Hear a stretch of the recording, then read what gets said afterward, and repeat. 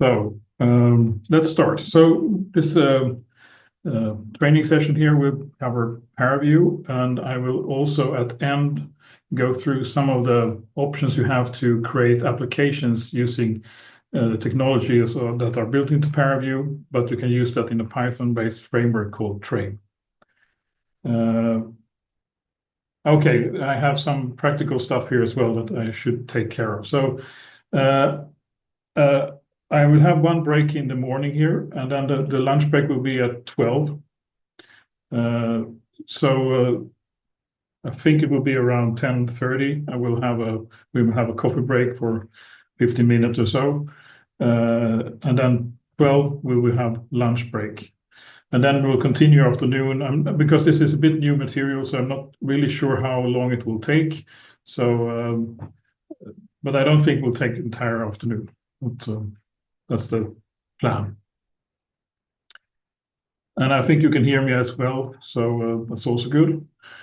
So let's start. So some of the material here I have gotten from a professor at Oregon State University that has provided some of the data files that I'm going to use when demoing ParaView. So it's a combination here. And then I also have a lot of materials from the research at the Lund University that we will use at more real examples later on.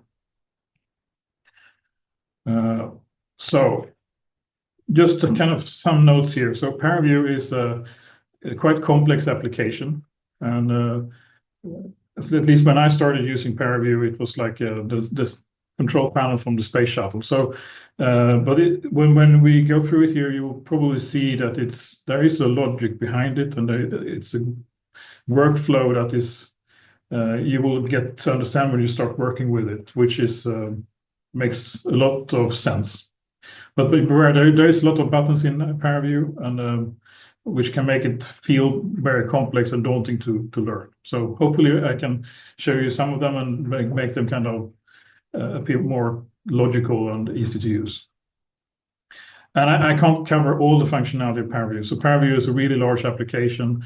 It's also a parallel application. It can be used in many different ways. And there is, I think, over 1,000 different filters that you can apply. So I will cover the basics of how you use ParaView. And from that, you can learn most of the other filters. And what I will do is I will try to cover the workflow application, how you start, how you kind of think about the visualization workflow, and build up your visualization in ParaView. And it's also a starting point for further research. And there is a lot of good materials on the web as well. There is a ParaView book that you can buy, which has some years on it, but it's still very good. Next, I hope that you have downloaded some of the files that I will be using. So they are available on GitHub in my repository ParaView workshop. I also sent out a link to a zip file that because some of the files in the workshop GitHub repo is so large that you can't store them, so you have to unpack them. So I unpacked them, and those are available in the zip file. It's rather large, but if you want to follow along or experiment yourself there, it's perhaps recommended to use those. But in the beginning workshop here, we will only work with reasonable small files. So it's more for the case studies later on that you need larger files. The ParaView can be downloaded here from this link. And the version I'm using now is the latest 5.13. So can you just raise your hands or give a thumbs up if you have downloaded ParaView and the data files?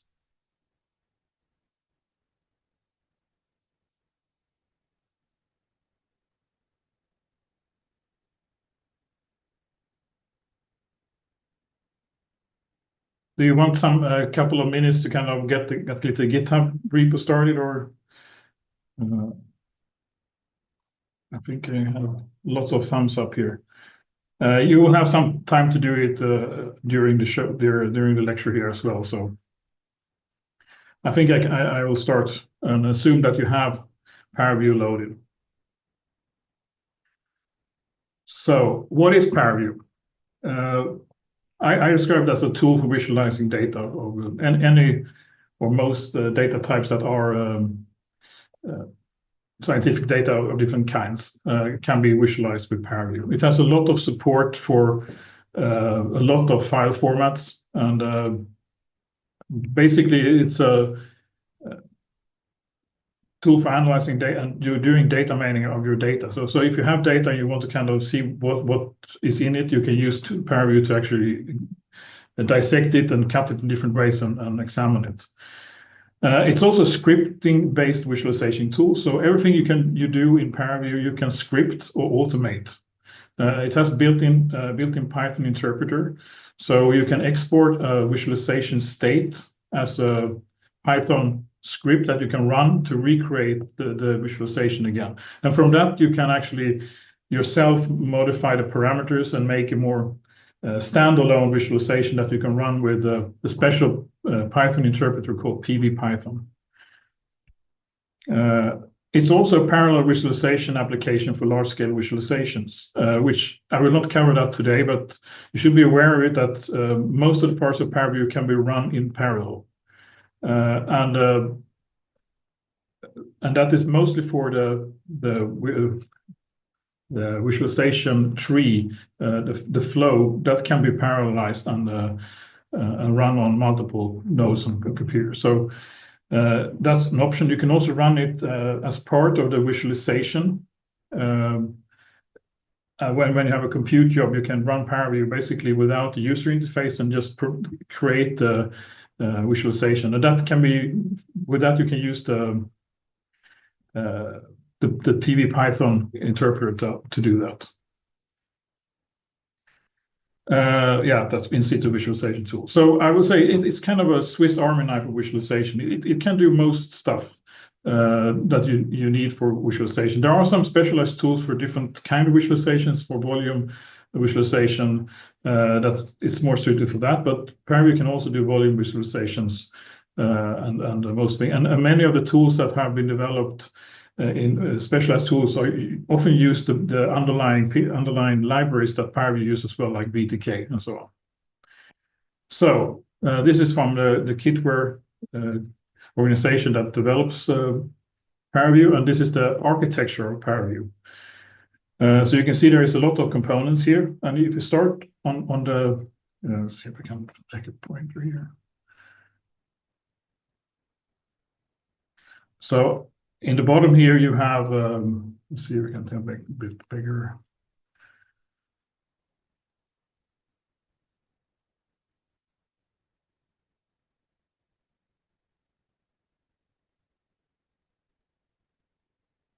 In the bottom here, you have the libraries that ParaView is built upon. So OpenGL is a hardware is a library for hardware accelerated graphics that integrates with your hardware graphics hardware GPUs. MPI is parallelization. IST also for communication libraries. And then on top of it, this is the important part. This is the VTK library, so it stands for Visualization Toolkit, and that is a C++ library for basically implementing the functionality of different visualization algorithms. So ParaView itself is built upon the Visualization Toolkit library. Then we have the ParaView server here. That is the layer that implements the functionality of the ParaView application itself. And then we have the UI that is implemented using Qt, and you have the Python wrappers here. And then there are several tools on top of that is using these underlying functionalities. So you have the things that we are going to use today is the ParaView client. But if you export your ParaView visualization as Python script, you can also use PV-Python as standalone. Then there is a web-based ParaView client. There is another application here, which we don't go through today, but ParaView client is the main user interface that we'll see today. PV-Python is the scripting host that you can run your standalone scripts. ParaView is a fairly recent application in the history of visualization. So it started in 2000, and it has been developed, and it's continuously developed today.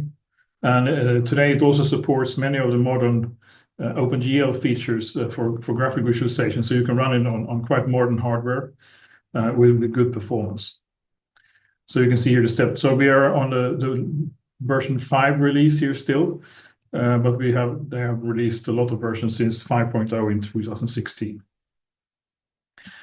Just to give you some examples of what you can do. So here is some of the slides a slide that shows you some of the visualizations that have been done with using ParaView. And it can handle very large visualizations. Many of these here is probably using the in situ visualizations that you run after your visualization, your parallel job.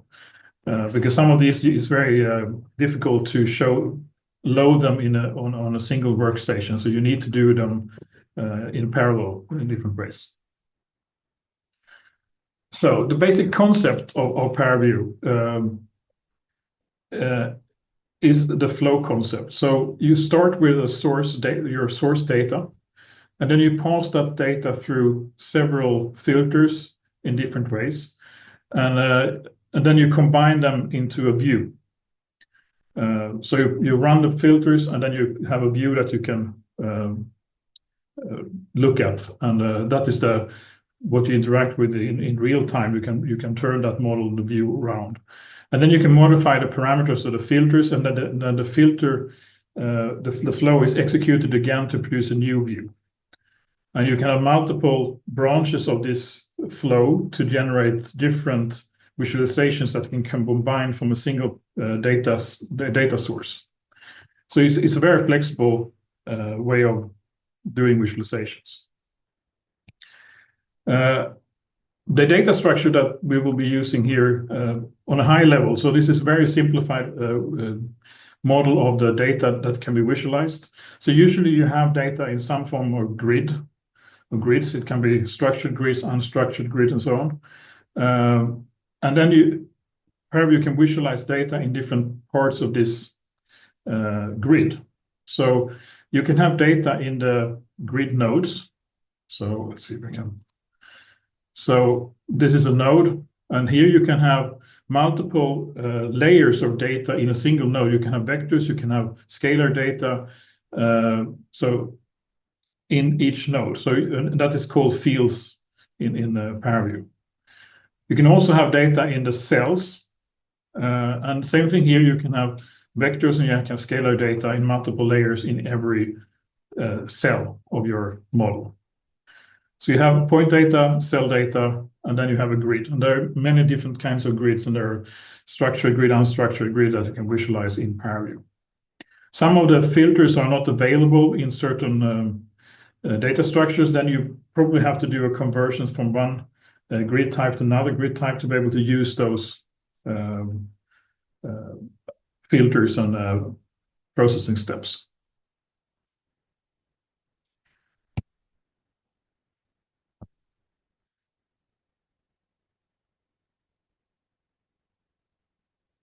So the user interface looks something like this, and on the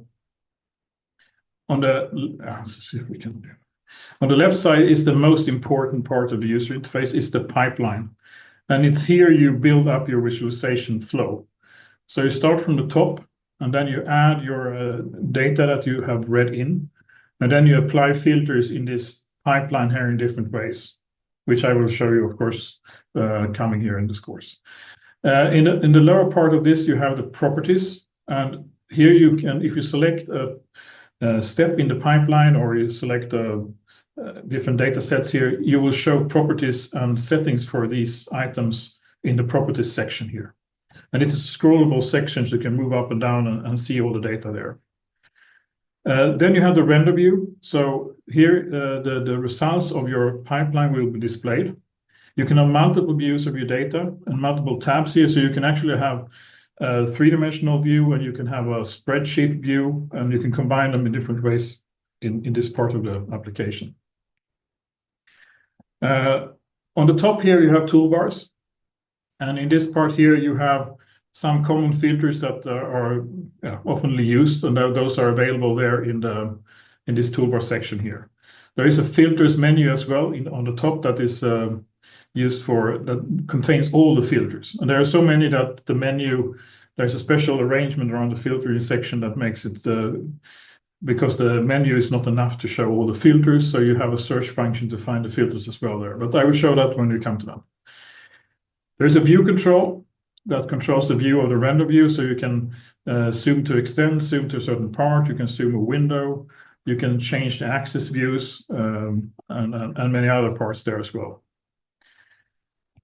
Another important feature that is you need to know about is the reset visualization. So in ParaView, you're not working in a document that you're doing like in Excel or Word. You're working with a visualization pipeline, and you can save that as a state. But if you want to start from the beginning, you need to do a reset visualization, and that will delete everything and start from the beginning. So also think about that when you're modifying, there is no document to go back to. There is control, there is undo and redo, but you need to save your state at some points yourself to be able to recreate your visualization. So after reset visualization, there's no way to come back to the previous visualization without loading a state. But we will use this reset button several times in this workshop here to go back to a blank sheet and start over. Nice. I have automatic lights in my room here, so I need to animation control. So there's also, you can load data sets that have, for example, if you have data sets that are numbered from 0 to 100, if you load, you can load them as a single model in ParaView, and then you have animation controls as well available here on the top. The pipeline browser looks something like this when you have data loaded. So you somehow they're drilling as well. It looks like it's.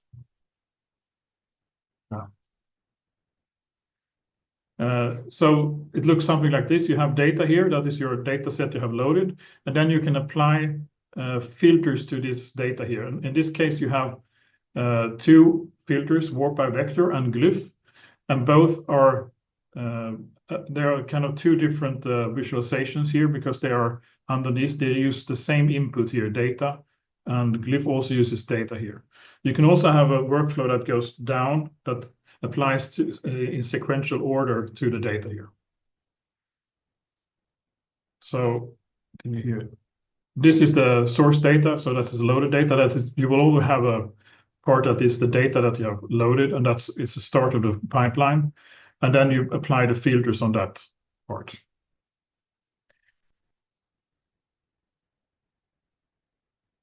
Then also to the left side, every filter and every step in the pipeline, you can turn on and off by using the eyes here on the left side here. So, and that can be useful if you want to combine data, but you somehow have a step in between that you don't want to show. You can turn that step off using the eye tools here, or the visibility tool on the left side in the pipeline.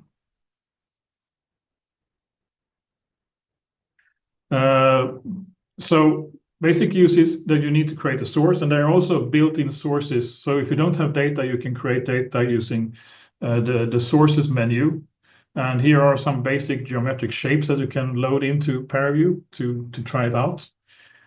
And you can see here that it adds here to the menu here, to the pipeline. And then something that is important to note here is that when you do something in ParaView, it doesn't happen directly. And that is a design choice because the developers of ParaView knew that users of ParaView will be working with large data sets. And sometimes you don't want things to happen immediately before you have set some of the settings. And every time you add something to the pipeline, the apply button in the properties section will turn green. And that means that there is the processing hasn't been applied. And that is also why you don't get an output in your render view automatically. It's sometimes confusing when you start using ParaView that you have this step in between. There is a way of activating automatic apply, and there's a button in the toolbar in the top to do that, but I will come back when I do the demo live here. But green here means that we need to do something to get output. So in this part, you have the opportunity to set the settings, the values of the sphere in this case, before you apply it. So this is the cylinder source, and then you can see here we don't get any output. But if you press the apply button, you can see something happens here. And I will go through this live as well, but I want to explain this. So no visualization displayed until the apply button is pressed. This is the button on top here that enables auto apply, but I think you should try to make it not use it if you have large models, because it will be delaying your work, specifically if you have very complex filters as well.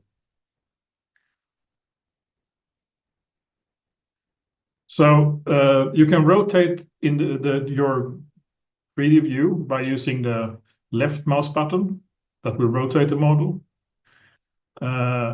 If you press shift, you will roll the view. So basically turning left and right with your view, like when you're flying. So you're rolling your aircraft using the shift and the left button. You can pan using the middle button. It's something that you don't perhaps have in all mouses, but it's a middle button, and you can pan around the view. You can zoom in with the right button on the mouse, zoom in and out. And then you can change different things. But I think I will switch to a live demo now just to show how it looks. So here I have my ParaView loaded here. And the first thing I want to do is I press the sources button here. And I want to create a geometric shape here. I will do a cylinder. Let's see if we can move the zoom. Now you see here that the green button here will be green, and that means that there is processing to do. And I can change the radius of the cylinder here to 1 and the height to 2. And then I press apply here. And now I will get the cylinder in my view here. And if you want to, you can open your ParaView as well, and you can follow along and do these steps here as well. And you can see here that I have it's really edgy here. It has not many sides, so I can change the resolution here, go to the properties section here, and turn up the resolution here. Let's see, put 16 here. Supply, and then you can see here that you get the more rounded cylinder. There are some other properties you can also choose on your view. If we go down in the properties here, you can see that there is a capping here, and that means that you can have a cylinder that you can see through here like this. I will apply again, and you can see here it's the next property is here that is common for many of the things that you see in the pipeline is the representation. So now I have a surface representation. That means I have a surface with where you have lighting on it. There are many different ways of this, visualizing your data. So in this case, you can, for example, you can go to points. Then you will see only the points of your visualization. You can go to Gaussian points that will show small spheres on your data points. You can also have surface with edges, which can be useful to see how your geometry is built. So you can see all the faces of your model. You can have wireframe to see through the model. I'm going to continue with the surface here as well. There is also a way you can change the color of your model here using so now I have solid color because this model doesn't contain any data points to visualize. And you can see that as well here that the only thing I can visualize is my normals, but it's kind of uninteresting. If you press edit here, you will get the color picker, so we can pick a nice red color here, and then you can color your cube, your cylinder in different ways here. Other option you can control here is opacity. So if you want your model to be that you can see through it, you can change the opacity here. press, yeah, you can see here that it's see-through here. And this, for some reason, is not, you don't have to do that, to press the apply button for this to happen here. And this can be useful if you want to have, for example, if you do a cut visualization, you can make the cut transparent so you can see the other model through this as well. You can also make it more, you can see it's very matte in its appearance. If you change the specular property here, you can see that you get more plastic object-like visualization here, like that.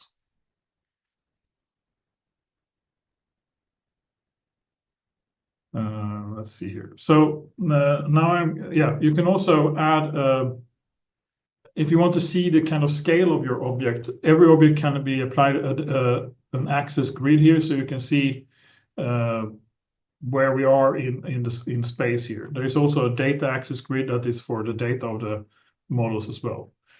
So this is something you can turn on and off as well if you want that. Next, we are going to apply a filter to this object. And what we are going to do is we are going to apply a shrink filter. And what that filter does is it will shrink the faces of the object. So you can see through the object, but you kind of shrink every surface a bit. And you can set a factor of that. So to do that, we need to find the shrink filter. And we do that by going to the filters search section. So I will go back here and I go to filters, and then you can see on top here, there is a search function. You can reach that by doing control space as well, which can be useful sometimes if you're working and don't want to select the menus. So let's go search. And you can see here that it lists all the filters that you have available, and it's a lot. And if you just type shrink here, you can see that I have a shrink filter here.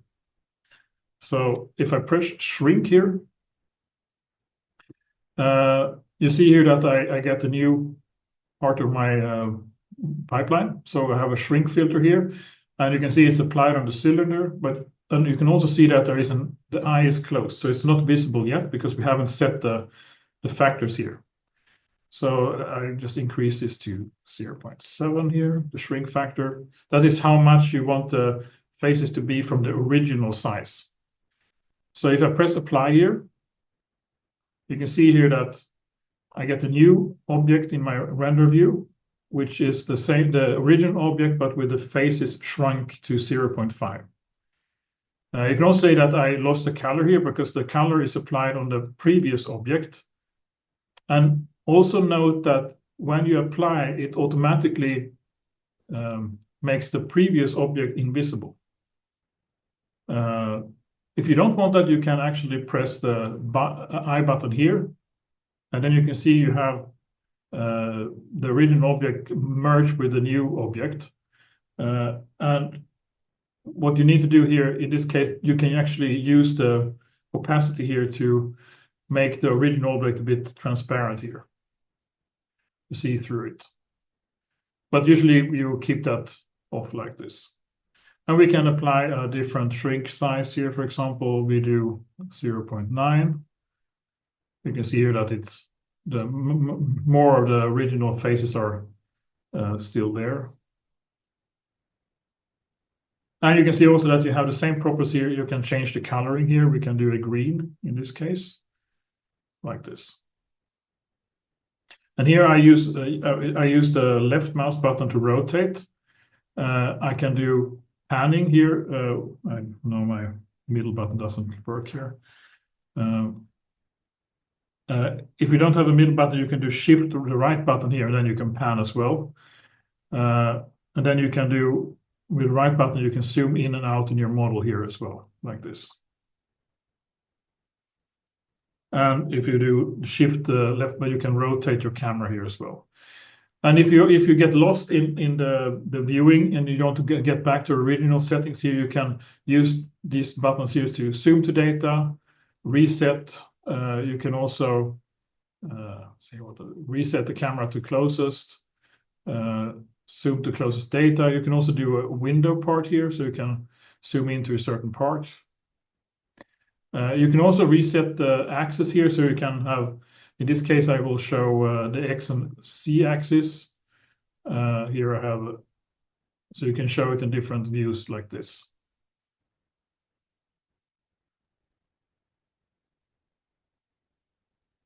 And you can reset center. There's several, very many of these can be used to kind of get back to your original view again. So that was the basic.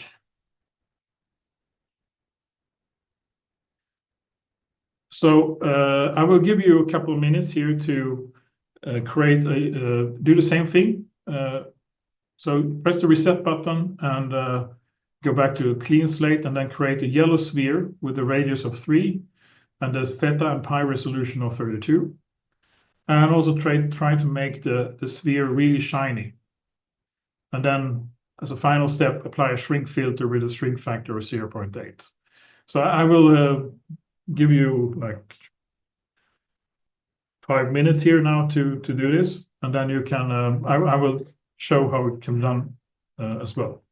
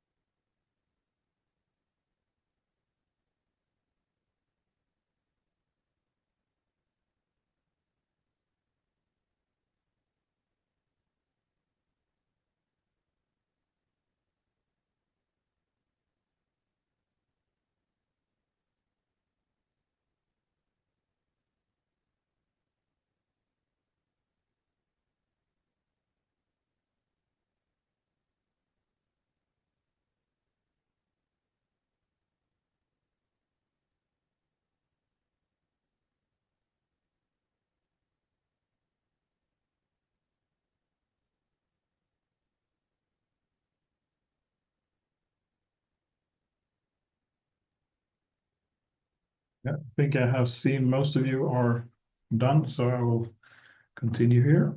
So I will go back to, so we do a reset of ParaView. So first thing I will do is I will do the reset button here to reset the visualization. And then first I will create a sphere. So source is here, and I can go directly here to the sphere like this. And I said it should be radius 3, 32, and 32 here. Do apply. I have a sphere here, and that should be, what did I say? I will make it yellow. And then I will go in, edit color here, set the yellow color. And it should be really shiny. So I use the specular here to make it really shiny, like this. And then we want a shrink filter on it. So search shrink like this. And then what did I say here? I had a shrink factor of 0.8.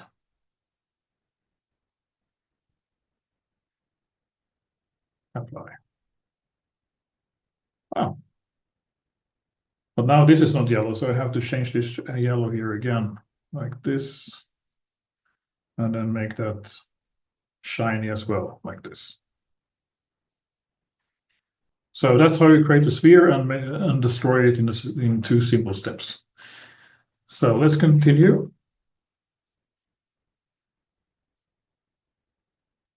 Reset we did. So in the next part here, so usually you don't work on spheres. You work on your real data. So we will start really from the beginning. So really have a data that is, for example, in a spreadsheet like data, so in a CSV file. So we'll start reading just scalar data. So we start simple. And you can, in many cases, you can open data just by doing file open in ParaView, because it supports really a lot of different data types. So we can do just open the file, and that should be in your Mike Bailey, and in the examples folder there should be a file called scalar CSV. I will show that shortly as well. And now the thing we have to do when we have loaded this data in, we need to translate it and tell ParaView where it can find useful data for the visualization. So in this case, we have a 32 by 32 by 32 grid, and we need to provide, and in this data file, there is 3 columns with X, Y, and Z data. And there is also a column with S, which is the scalar data that is attached to each of the grid nodes. So we need to convert this, and we do that with a special filter called table to structured grid filter. And that filter will convert the CSV file into something we can visualize in ParaView. So steps are load a scalar as a CSV file, and then apply the table structured grid converter to that data. And by default, it will show you a single outline. So to change that, to see all individual points, we have to switch to a Gaussian point Gaussian distribution. And then also to display the colors of the S field, we need to go into the coloring section here and set the field that we want to color the spheres with. And that will automatically create a color scale and also display the individual values for each of the points in the CSV file or in our grid. And I will go through this live now instead here. So we will just do a reset again here, like this. And now I will open data here, and I will go to the examples folder here. So if you look here, you have in your folder, there should be a Mike Bailey folder and Mike Bailey's examples. And there is a file called scalar CSV, which we will select, and then we'll open that.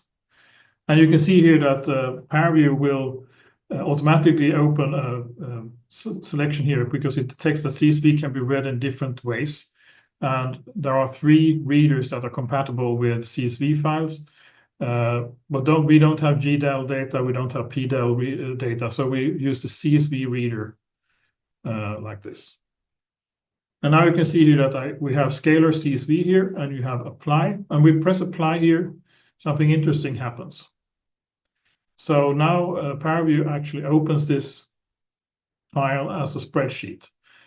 And that is very useful. Here you can actually look at the data and see how it's constructed. You have these 4 columns, row ID as X32, Y32, and Z32. And now we need to map them to so that they become a grid that we can visualize. So we go to filters, press search, then we do table to structured grid, select this filter by pressing the button here. And now you see here that you have another filter applied to the data. And first we have to specify the structure of the grid, because that is something the ParaView can't figure out in itself, and you have to kind of know the structure of your grid here. So in this case, we know it's 31, 0 to 31, and 0 to 31 here.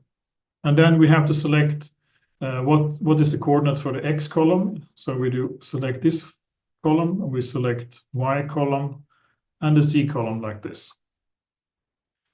And now we are ready to do the visualization here. So we press apply.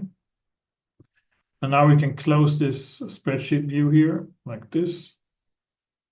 And now you can see we have the bounding box of the data we have read in. So to be able to display that, we can switch the outline here on the top here. We can also do it, of course, in the properties section here. Switch to point Gaussian like this. And if we zoom in now here, you can see here that we have small spheres that represents each point in the grid. But we still don't have any color of this grid. So to be able to display the color of the S field, we need to select it in the properties section here. So we go down to coloring, and we do, you can see here that ParaView will detect that there is a field that can be displayed. The X, Y, and Z fields are gone now because they are used for positioning the spheres in the grid, so we don't see them here. But we can select S here, and you can see immediately it colors our grid according to the values in the grid. So it will automatically scale the color bar to which the range of the data in the S fields we have from 0 to 170 approximately. And you can see the color bar here, you can move it around here in the bottom here and place it where you want. You can also set some properties on it later, but more to that later. So next part here is we can change the color scale, and that is done using the. So if you don't have this right side of your screen, you can always press the edit part here to bring up the color scale properties section. And here you can see the color mapping here. We are mapping from blue to red. There is also a transparency part here that is not used currently, but we can enable opacity mapping for the surfaces. And you click this one here, and you can see that the opacity of the scale is also used here. So spheres with low value will be more transparent. We'll leave it out now for this. You can change the color scale by pressing the folder with the heart. And here you can see different color scales we can apply. You can select one of them and just press apply, and you can see here that it changes the color scale.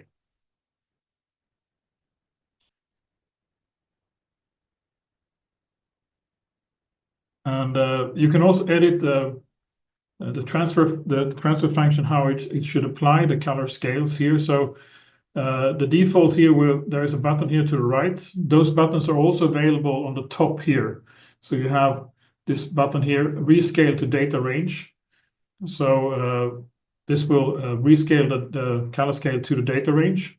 You can do rescale to custom data range. So for example, if we want to go from 40 to 100, we can change the color scale to that as well. And then we can press that previous button again, and then it will rescale to the complete data range again.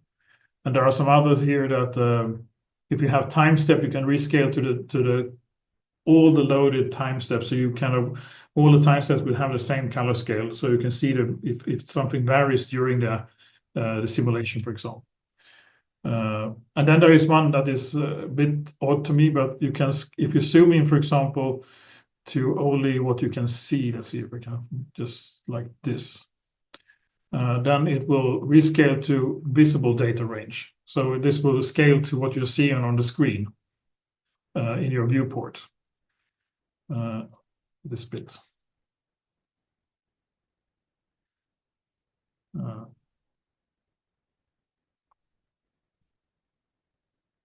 Yeah, I think we'll do a short demo here. So in the next part, I think I already changed it to Inferno, so I did it for you. No, I didn't. So yeah. So in this exercise, you will change the color scale of your loaded model if you have loaded it, and map it to a range from 60 to 160, and then apply the opacity transfer function as well in your transfer function.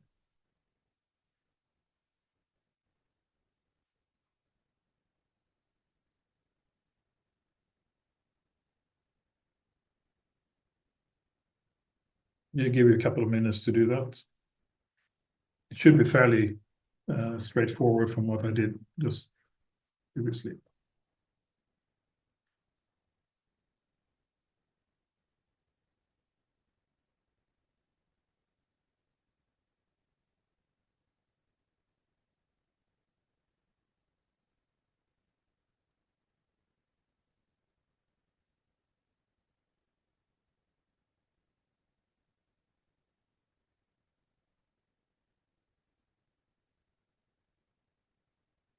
I have a question here from Gavin.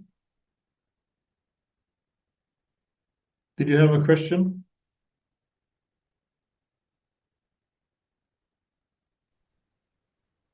Oh, hi. Yeah.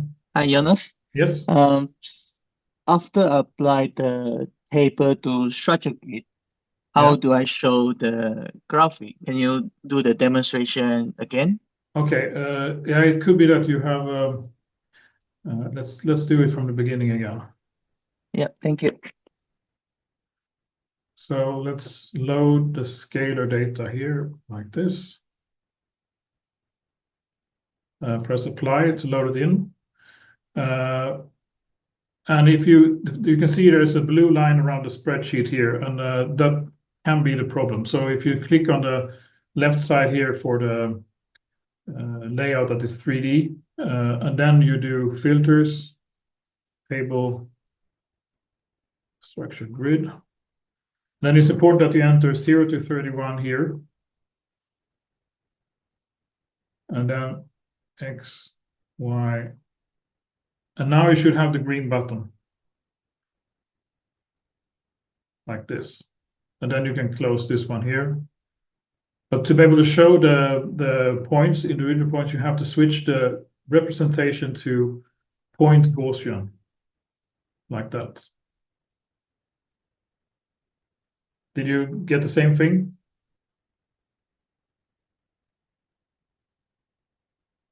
And then you switch on coloring to the S here, like this. Yep, I got it. Yeah. Yeah, it's the blue line issue. Yeah. Yeah. Okay, thank you. No problem.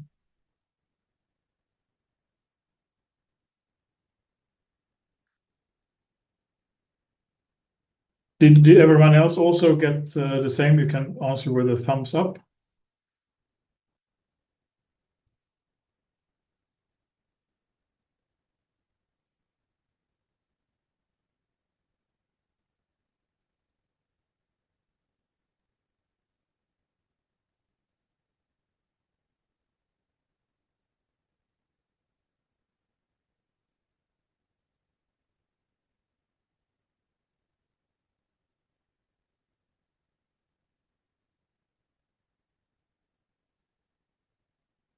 So I will try to do the same thing as in the assignment. So this was to map, switch to Inferno data color scale. So I go to the heart here, do Inferno, apply, close this one here, and then I should set the color scale to custom range from 60 to 160, like this.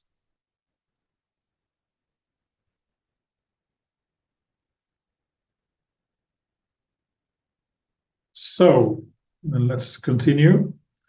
I will reset my color scale back to original one here.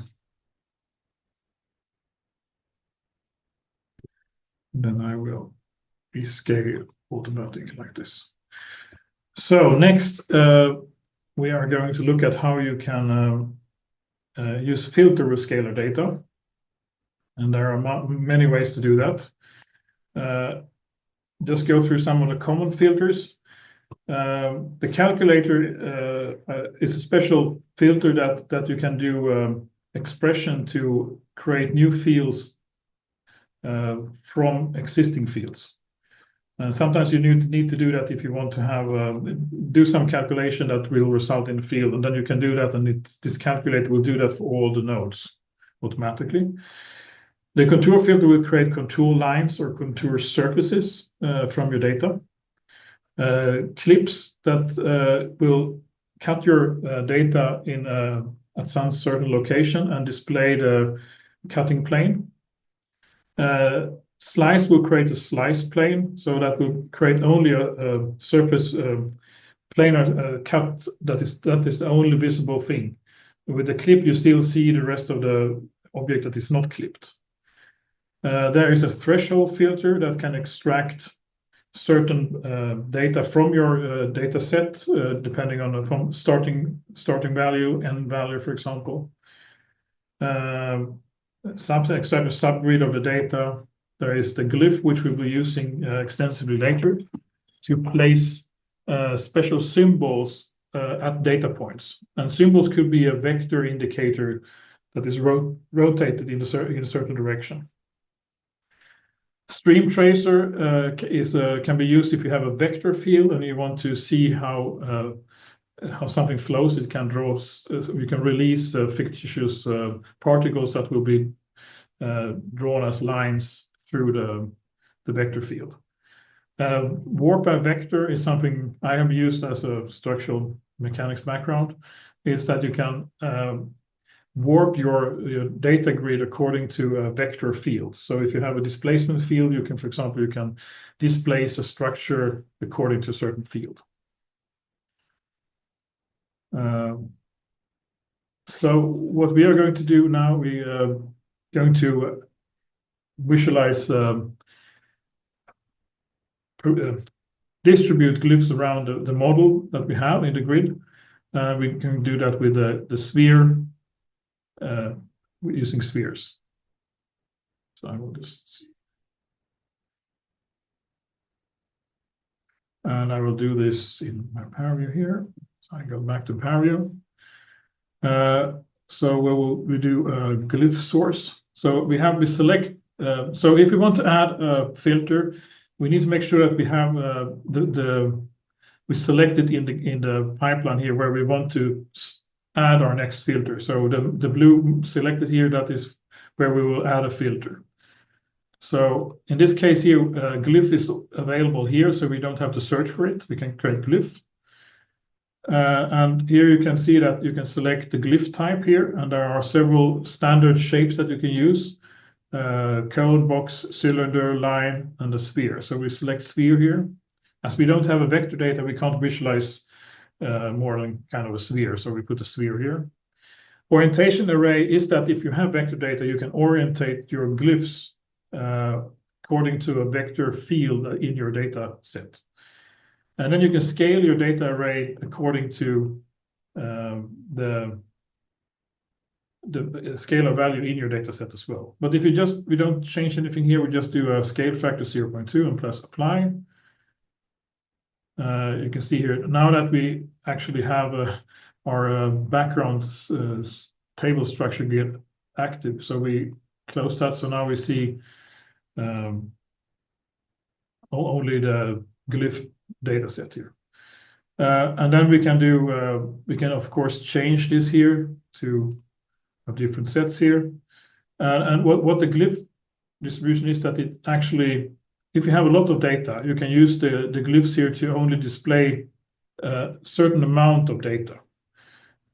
So here you can see here, it samples the data set and adds points to the final visualization here. So it takes the uniform spatial distribution and distributes points. And we can set here, we want to have 1,000 points, for example. Then we only get 1,000 points here, sample from the original data set, 100,000 like this. And then you get a sampling of your data set like this. And you can have 5,000 like this. You can also scale these spheres here, and you can do this by, you have to select the set you want to scale it from, and then you press apply here, and you can see, oh shit, we probably have too large spheres. So what you can do then is on the right side here, you can see there is 2 arrows here, really small. If you press that one, it will actually calculate the scaling in a suitable way. And then you can press apply again. And now you can see here that we have more reasonable scaling. So now we have scaled each sphere according to the S field, the scalar data in the S field. Like that.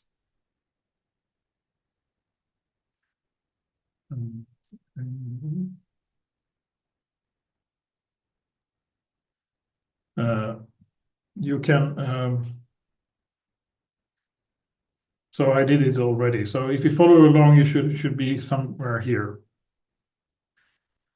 So in the next step, I will delete the glyph here like this, And we will go into slides again here. Another filter we can apply is the thresholding. So sometimes you're not interested in certain parts of your data, and you know the values of that, and then you can add a threshold filter to your visualization pipeline. And you can see here that the parameters is a minimum and maximum value here that you can apply to the data set. So let's do that on this model here. So we do threshold, that is this one here. And we select, let's see, 260.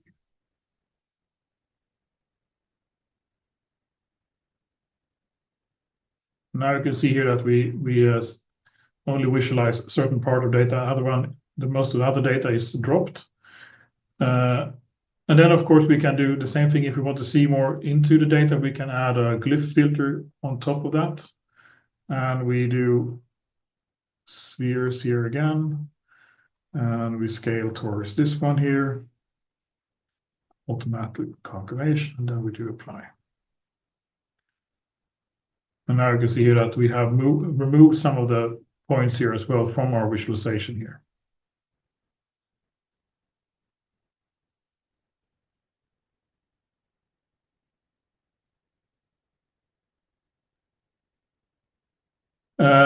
Next, we are going to look at how another way of doing. So now we have visualized the actual scalar points on each data point. And if we go remove these here to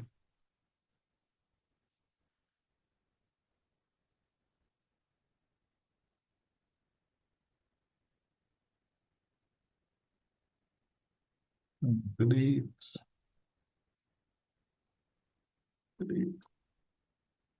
Should be back here. So now you can see we use the point Gaussian representation. We go back to surface representation here now, and you can see now you have a solid cube here, and it is visualized with data on the edges here. But perhaps we want to look inside this data. And to do that, you can use the different cutting tools that I talked about later. So you can clip it, or you can use a cutting plane. We'll start with a cutting plane here. We press this one here, and now you get a controller inside ParaView here. So what you are seeing here now is the cutting plane here with its normal here, and you can see here that the position of the cutting plane of your model here. And if you just click inside this ring here, you can move it back and forth. If you press this one here, it will be rotated. And let's see here, where's that?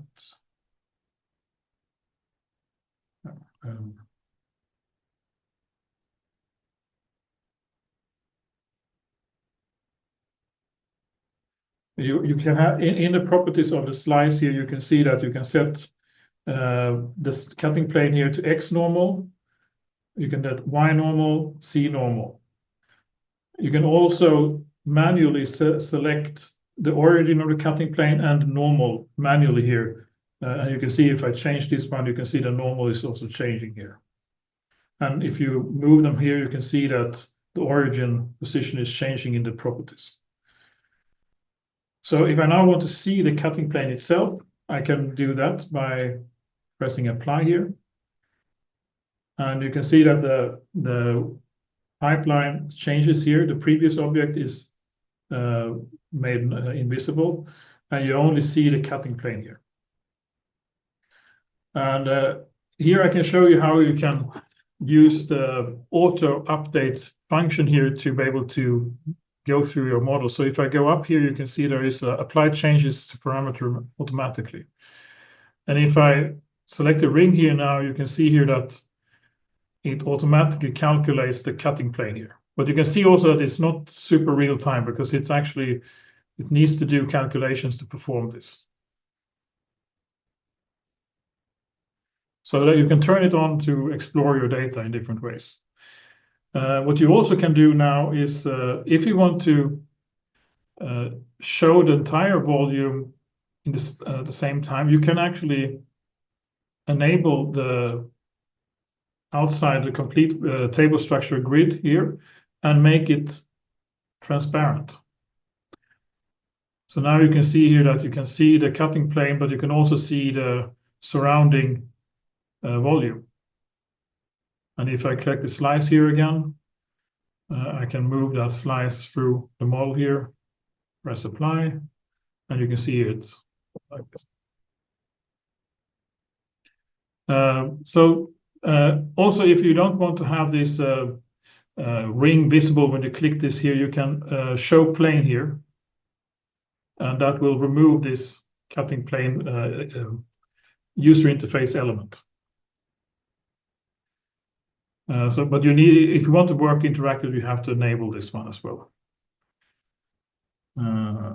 What you also can do is you can do change the type of this cutting plane here. So the representation here is a plane. No, sorry, it's let's see here.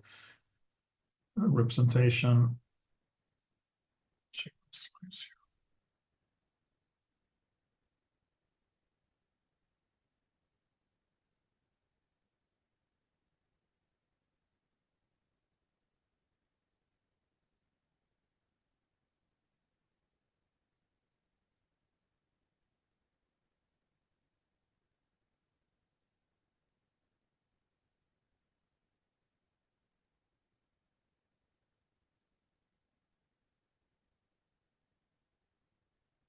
Oh, no, I just changing my.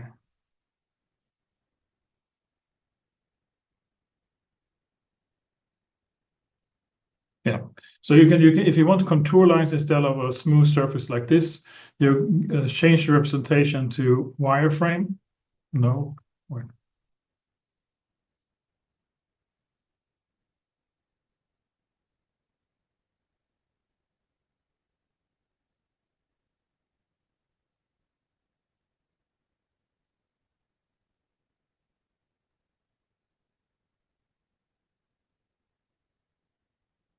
Sorry, I was thinking ahead myself here. Switch the wireframe here to surface again. If you want to have contour lines on your surface here, you can add select a slice, and you can select contour, generate ISO line from ISO surfaces here. So press this one here, contour by S, and then you now it says here you have to create a range of values that you want to have. You have to select this one, remove the existing one, and then there is a button here to create a range of values here. So let's see, we go from 150, and then we do 11 like this, and then we apply. Now you can see here that you have contour lines here on your slice plane as well. And of course you can have combined this together, and now you can set the contour to wireframe.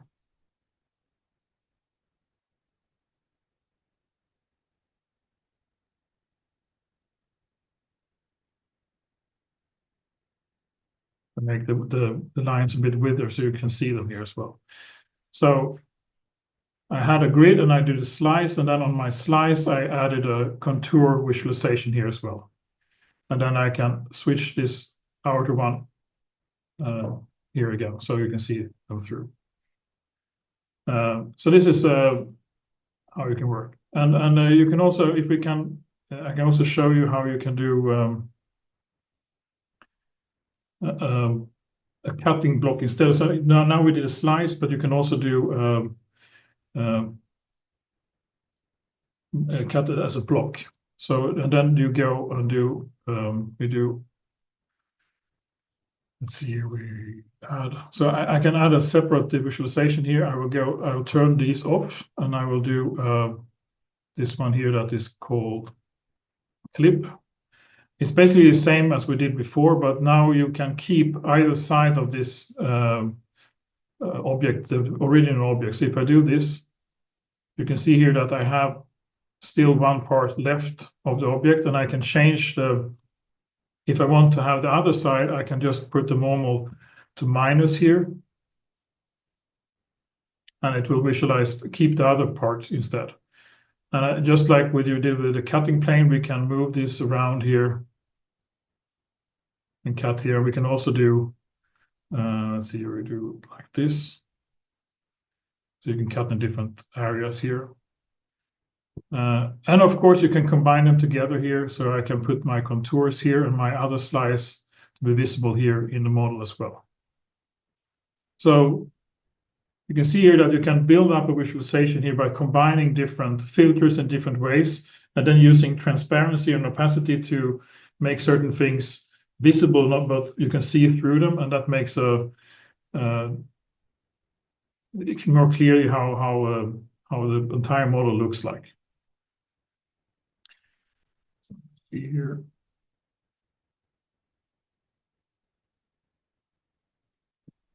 So if we go back again to our main model here, so I will delete all the other stuff here. So you can't delete things that are in between here. You need to start deleting from the bottom top up if you want to remove things from your visualization. So you select the last one, press delete, and press delete. So, and I will change the opacity here. So what I want to do now is to make ISO surfaces in 3D. So what I did before was ISO lines on 2D data, because the slice is 2D, so it becomes ISO lines on that visualization. But I can also do ISO lines, surfaces using the same filter again.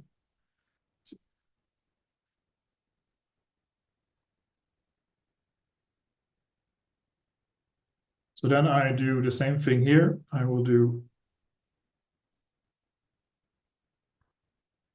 a contour filter here again. And same thing here now again, we need to, if we just want to display one single value in our model, I can just keep it here. I can change the value here. For example, I want to see the surface that has the scalar value of 60. I just keep one single one here. And it will display that surface in our model like this. And if I don't want to see the outer part here, I can just turn that off, and then you see these surfaces here. I can change that to 80. Press apply again. All right, not that many difference. Let's see here.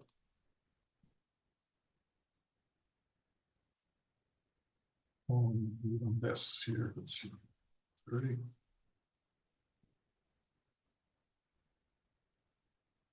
Thanks. And here I can also, of course, apply. Now it's colored with the same color as the scalar. You can, if you don't want, are interested in coloring the surface with the same value here, you can of course set a solid color to the surface here as well. And then you can also do things. You can see that it's more like this.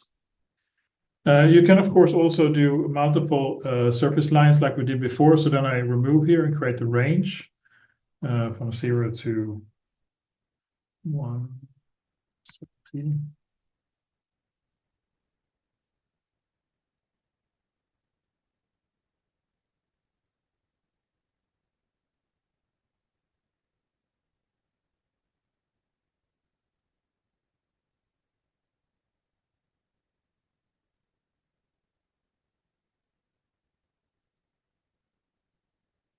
And now you will have a lot more surfaces like this. So here is more important. It's kind of difficult to see through these ones here. So perhaps this was too many. So let's do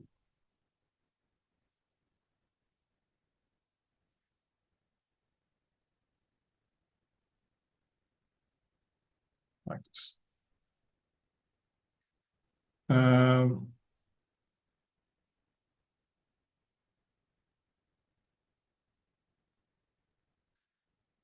Yeah, so you can try yourself here now to experiment with this and add more surface line. also add an access to your model here to display this here. So I will give you a couple minutes to experiment with this. I have a question again here from Gavin.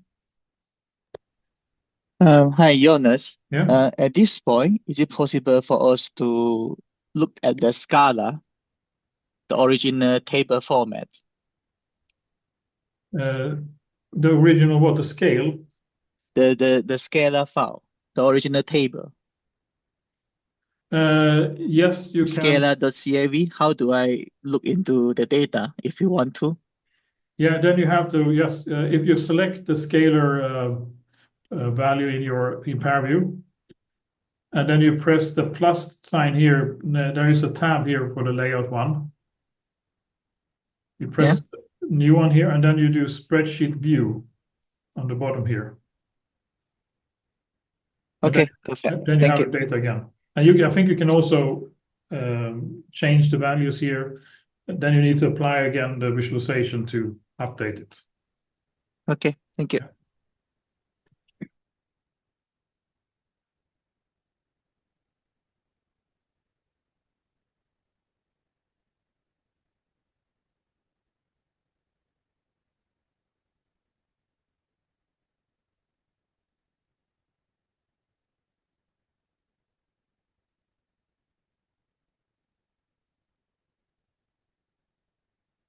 Okay, so what I'm going to do now, I think we will going to I do have two more things with the scalar data, and then we have a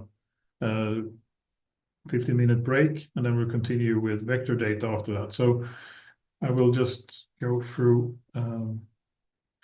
volume data here as well. So what we can do now as well is that we have previously used normal visualizations here, so displaying on the surface the values. There is another way of displaying the scalar data is using a volume visualization. And here you have some advanced visualization techniques where you use transparency that can give you a view into the model using certain techniques, and also using color scales in different ways. So what you can do to activate this model is that if you select the table, the main grid again, you can turn off the other parts in your pipeline, and then you switch to volume representation. Then you get a message here because it can be computational intensive, and then it switches the visualization to volume. And the thing you have to work with when you do volume visualization is to work with the transfer function to make certain parts of your visualization transparent, and that is controlled by how the transfer function looks like. And the lower, if a point in the transfer function is on the lower part, is completely transparent, and then there's a linear variation, and you can add and remove points here to this color scale as well. Another way of visualizing is using ISO volumes, and then you can use a special filter called ISO volume. And here you can set, for example, the volume between two thresholds in the scalar data. And then it will create a volume visualization between those data points, looking similar to what you see here. And here you can, of course, also, if you want to make this volume surface a bit more clean, you can add a general surface module normals filter to that, and that will make it more smooth in its appearance. So let's go to this one here. I'll just delete that one. So I switch, I will just make it completely opaque. If you switch to volume here, you get this message here. You want to change the volume visualization? Yes. And now you can see here that you get it's a bit more laggy here because it has to do computations here when you view the volume here. And if you look at the right side here, now I have a completely linear transfer function here. So it's the lowest values are completely transparent. But if I want to make some certain parts more clear in the volume, I can add points here by clicking in this line. And then I can drag this line down here and change the transfer function. And you can see here that more and more things in the volume visualization here is transparent and not transparent. I will just add an axis here to. Okay, this can happen. So volume visualization is a bit hard on your hardware. So something of this can be. Let's see if I can activate the outline here. I could do that here. Yeah. And you can also make it, you can add more points here to make a more distinct view here. If I want to have a certain area that I want to use here, I can move this. Let's see here. So I can make certain parts completely transparent here. And I can change the smoothness of the transition here by moving this around like this.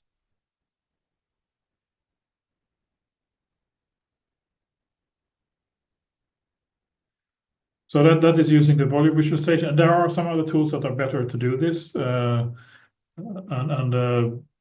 it's still possible here in ParaView to do this.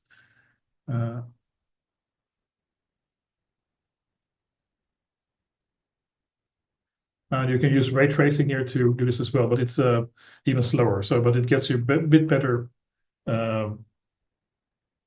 view here. So I switch back to surface visualization here again. And what I want to do now is show you how we can do this ISO volume. So I do filters, search, and ISO. I think it's called.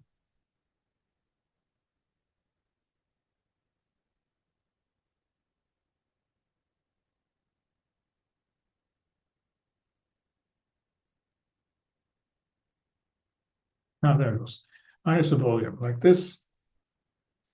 So let's see here to start from 60 to 100. Apply. And now you get the volume between. So if I add 30, you get this. But you get this kind of really faceted view here. And if you want to have a more smooth visualization of this here, you can add a filter called generate.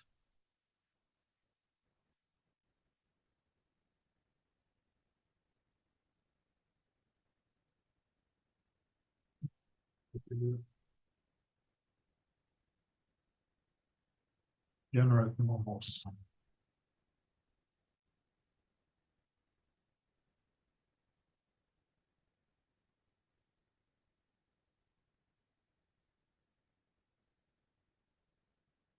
Okay, extract surface. Okay, it is two-step process here. It's extract surface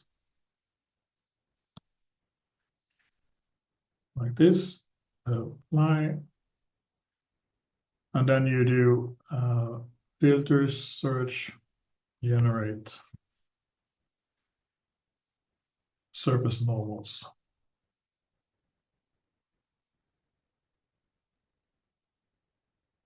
And now you can see it becomes more smooth here. So, and the reason for that is that the surface here does not generate the lighting information that it requires to get the smooth surface. So what it is, if you get the surface here and then you do generate surface, it will calculate the normals that is needed for the better lighting calculation. And here you can also see that when you have with the specularity high, then you can get this plastic, nice, smooth surfaces. So I think we will stop there, and I will go into. We can reset ParaView now, and then we will read vector data after, as we get back quarter to 11. So 10:45, we will continue again.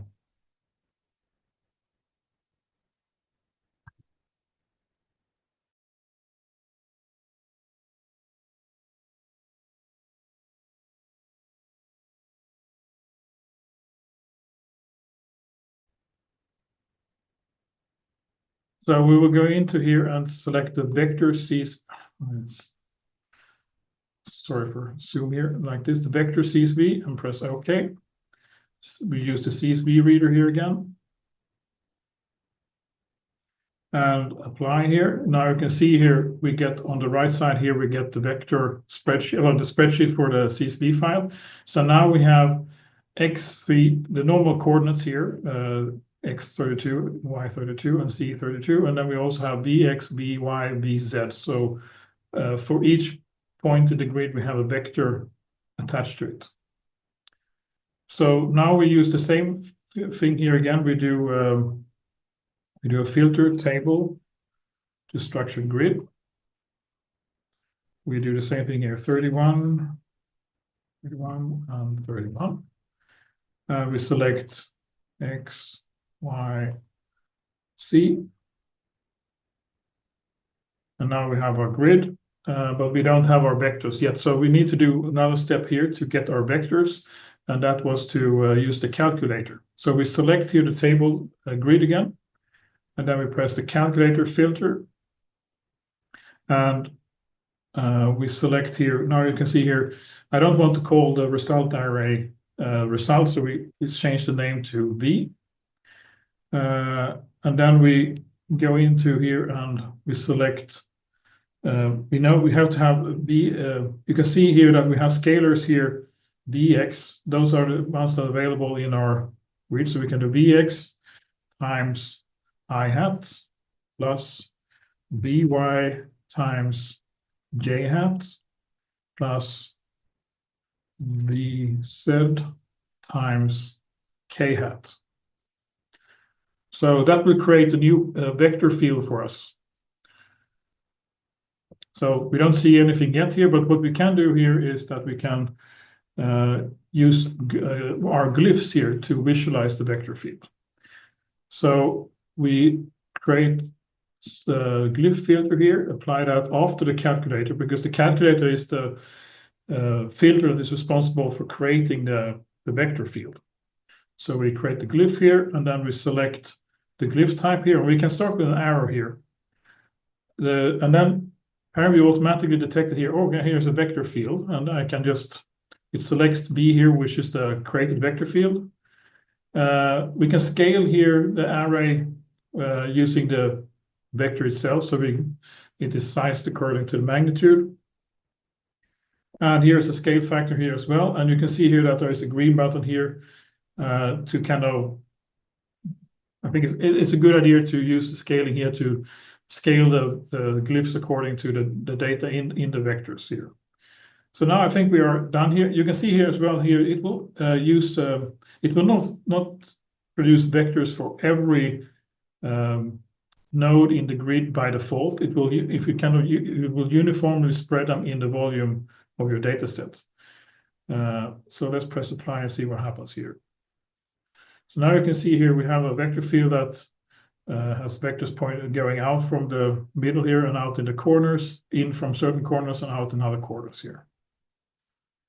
Like this. You can, of course, here also, if you want to, you can actually put vectors on every point. I think I will be careful. Every end point that will, so let's see every fourth point here, press apply. That will put vectors at the positions in the grid, and you can see that you don't get the same.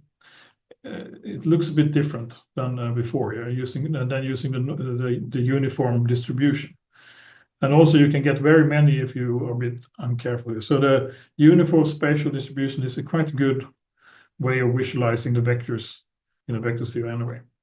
And if you want more, you can just add 6,000 here, and it would add more vectors to your field here. Now you can see here that the vectors are colored, or not colored. You can, of course, color them by the vector magnitude, like this. There are several ways you can scale in different components of the vectors as well, but this is kind of not interesting. So this is one way of visualizing vectors. You can also, if you have a lot of vectors and you So in this case here, you can see that you actually have three-dimensional objects for every vector in your grid, or every 6,000 things. If you have even more vectors, sometimes it can be useful to not use three-dimensional objects and instead use simplified geometry. So in this case, you can go into, instead of pressing an arrow here, you can do a line. If you're not interested in the actual direction of the vector, you can use line. And if you press apply, you can see here you get lines instead. There is also an option of using 2D glyphs here. And then you get actually line arrows instead of three-dimensional arrow objects. Another way of visualizing vector fields is using ribbons, or no, sorry, using stream tracers.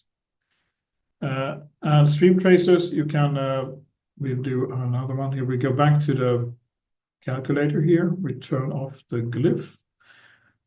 We use this one called a stream tracer. That is like a virtual wind tunnel where you release smoke inside your vector field, and it will blow according to how the vectors are oriented in the field. So what we are going to do here is we're going to, let's check my notes here.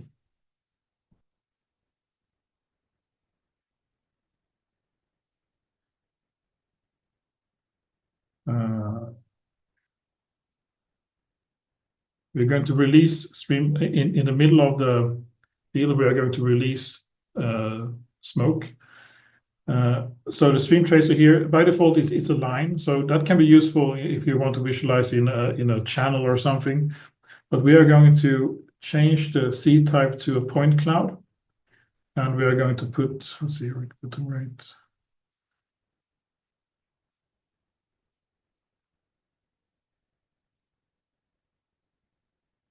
Settings here, number of points, I will do 300. And then if you see the vectors here is B here. And then we just do apply.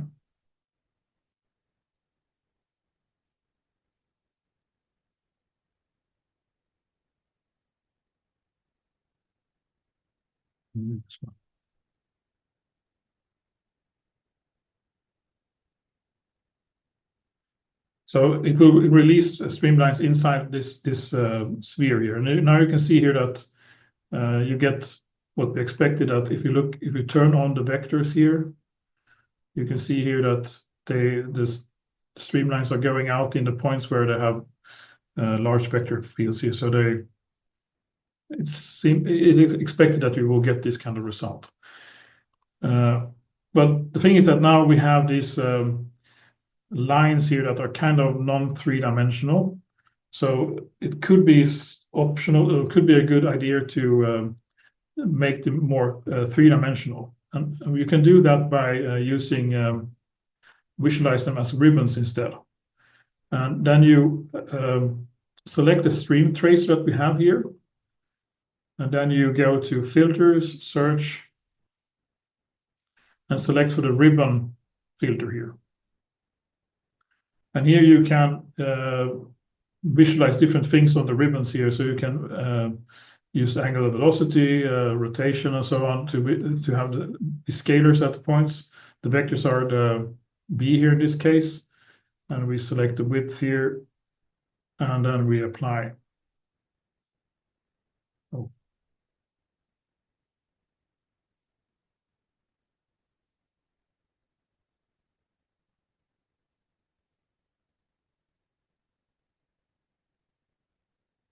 I have to check my parameters here.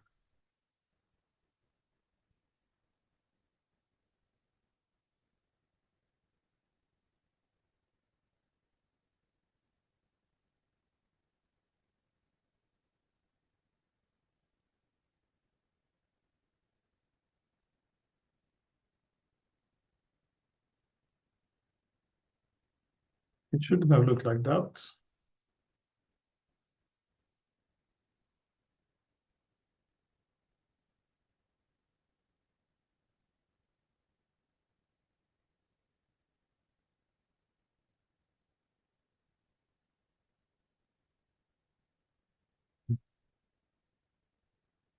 This Sorry for that. Should have kept the default here. So now you can see that you get the ribbons have a more visual character. You can see them in 3D.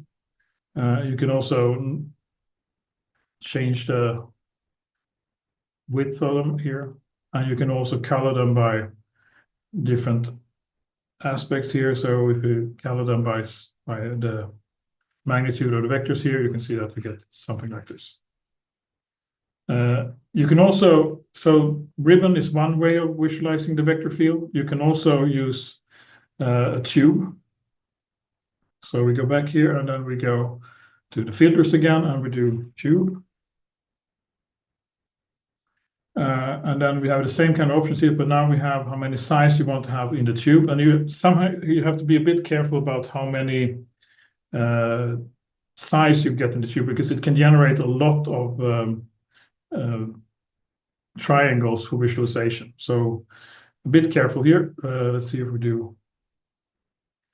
Now we can turn the ribbon off. So now you get this kind of visualization instead. So you get more thick visualization of the stream tracers.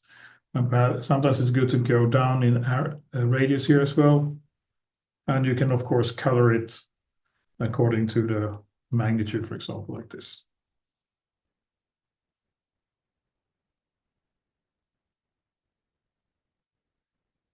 So that is the way you can do vector visualizations here. So by using stream tracers or by using the glyph control to visualize vector in your data sets. So now I'm going to continue with how you can do if you have a terrain data and if you want to read those into ParaView as well. So let's reset here again. So terrain data is something common in many areas, and you have a data set that is two-dimensional, but you want to visualize it in 3 dimensions. You can, of course, do the same thing again. We can now we're going to read a file called terrain.csv. And what we're going to do here, you need to specify here these values here, because that's the size of this grid. But in the C here, we have 0 to 0, and then its X column is UTM-X512, and Y column is UTM-361. And then you have the C column is the C value in the data input. And what you can do also, because the data is not square, we need to adjust the scaling here, and there is a special filter that you can do to transform your data, and that is the transform filter. And the transform filter will apply rotation, translation, or scaling to your data. So let's do this. We open here, we go to terrain, use our CSV reader, and then we go apply. We use our trusty table to grid, to structured grid, apply. And now we needed to use, let's see here, 511, 360.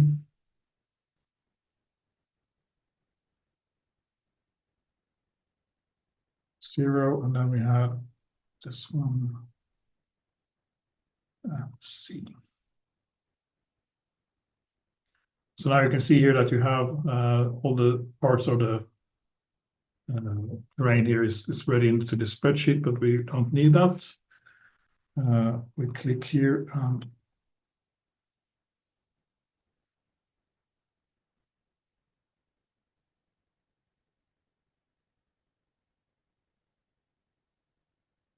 so now you can see here that we have the square data here, which we don't want. We want to have this in transform this a bit. So we go into the filter section, search for the transform.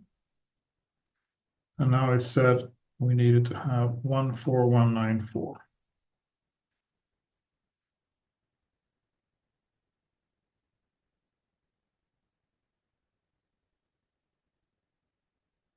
And now the data,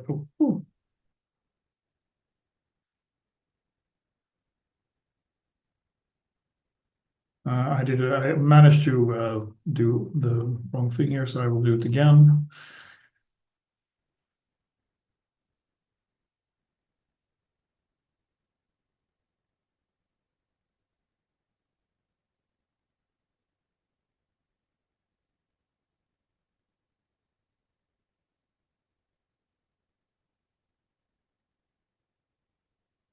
So to transform also how this can divide here, that is then manipulated that you can do it live here, but I will remove that box here as well. So what we are going to do now is I'm going to leave you to do final parts of this here. So in this exercise here, where's my, there.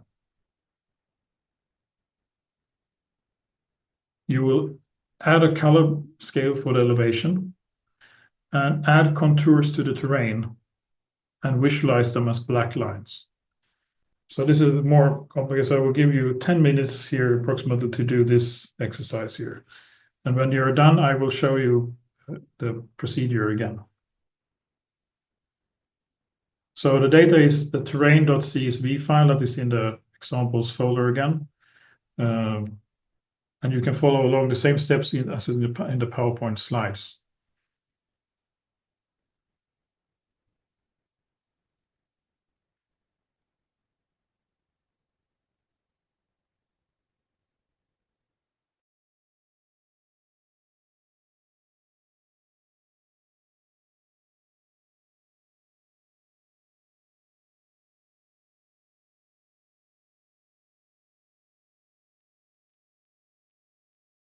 So have you managed to do the exercises, or should I just give me a hands up on if you're totally there?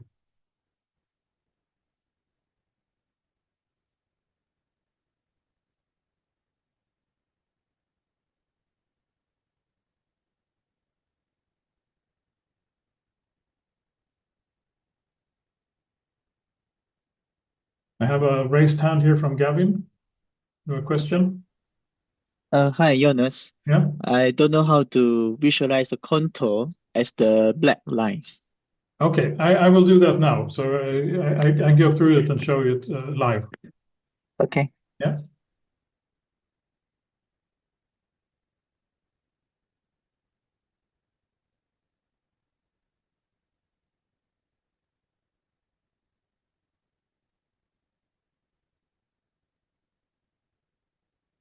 So we're going to do contour lines. So what we can do now then is to go into here and select the transform, add the contour filter here, and then we contour by elevation here. And now we need to change. We can't have just one contour line, so we remove this one here and we add a range here.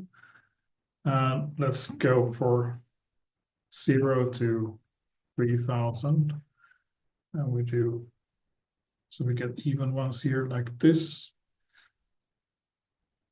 So it's good to experiment here with a series here that you can change up and down the number of contour lines, and then you get more even stops between them. So let's see what happens here. We get this one here, and then we apply. And now you can see here that we get colored contour lines here, and also the model disappears. So we want to combine the terrain model with the contour lines. Then we have to activate the transform here again. So let's zoom in here, and we need to go into the contour lines here, select that one, and then we go to coloring here. We select solid color. We press edit here. We select the black color here. And now we have black contour lines here. We can make them a bit wider here if we select, let's see here, wireframe. So if you want to change the line thickness of contour lines, you need to switch to wireframe mode. Then you get this styling here where you can select the line width here. So let's see, we do 3 here, like this. Perhaps too much, 2 is better, like that. And then we want to have also color scale of the surface here. So we select transform, and then we go to we need select here elevation. Perhaps we should have a different color scale. So we go to the folder with a heart, and we select, do this one here, like this. And perhaps make it a bit more glossy here. And you can see here like this. So this is how you can work with two-dimensional data in terrain form as well. And you can, of course, also, if you want to have, now the elevations are a bit exaggerated, and if I knew exactly the scale here, you can change that as well. But we could go in here and change the scaling in C direction as well to 0.1. And you can see here that you get a more compressed image that has too much, 0.2, like this.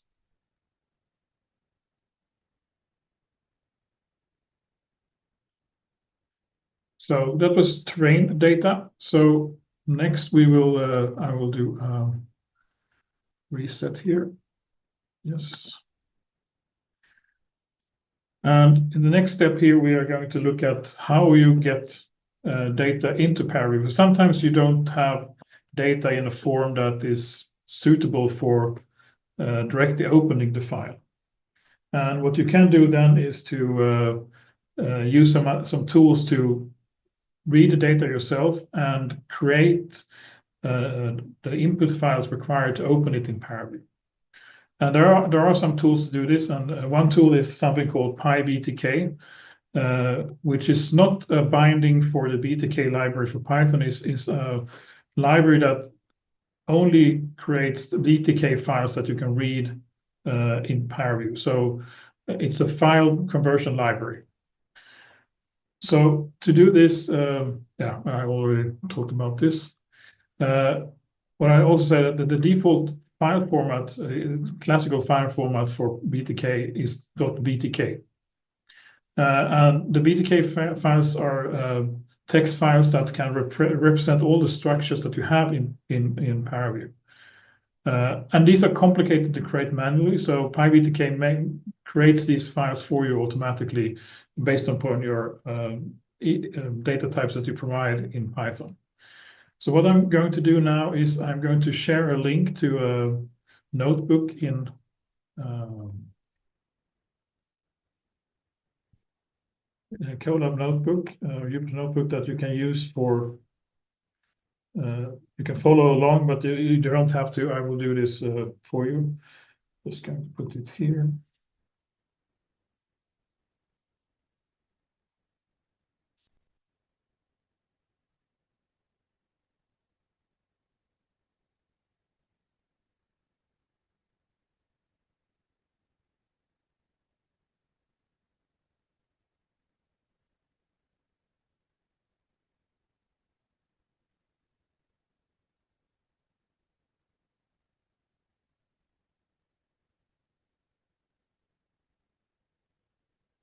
So PyBTK.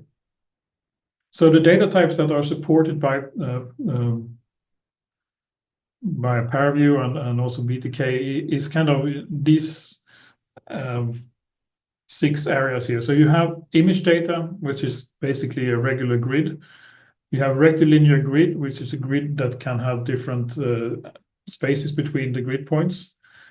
A structured grid, which can have any form you want to have it. You specify the coordinates, and then you get the grid between those.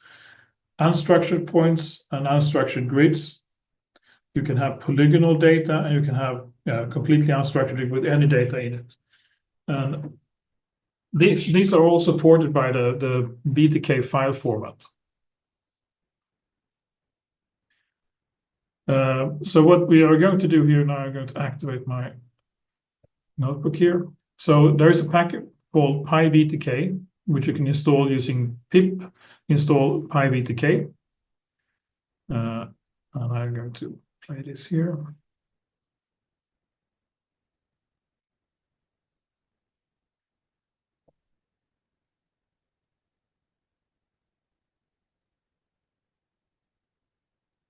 So first thing we're going to do a really simple model here. So what you do when you can do from PyVTK import star.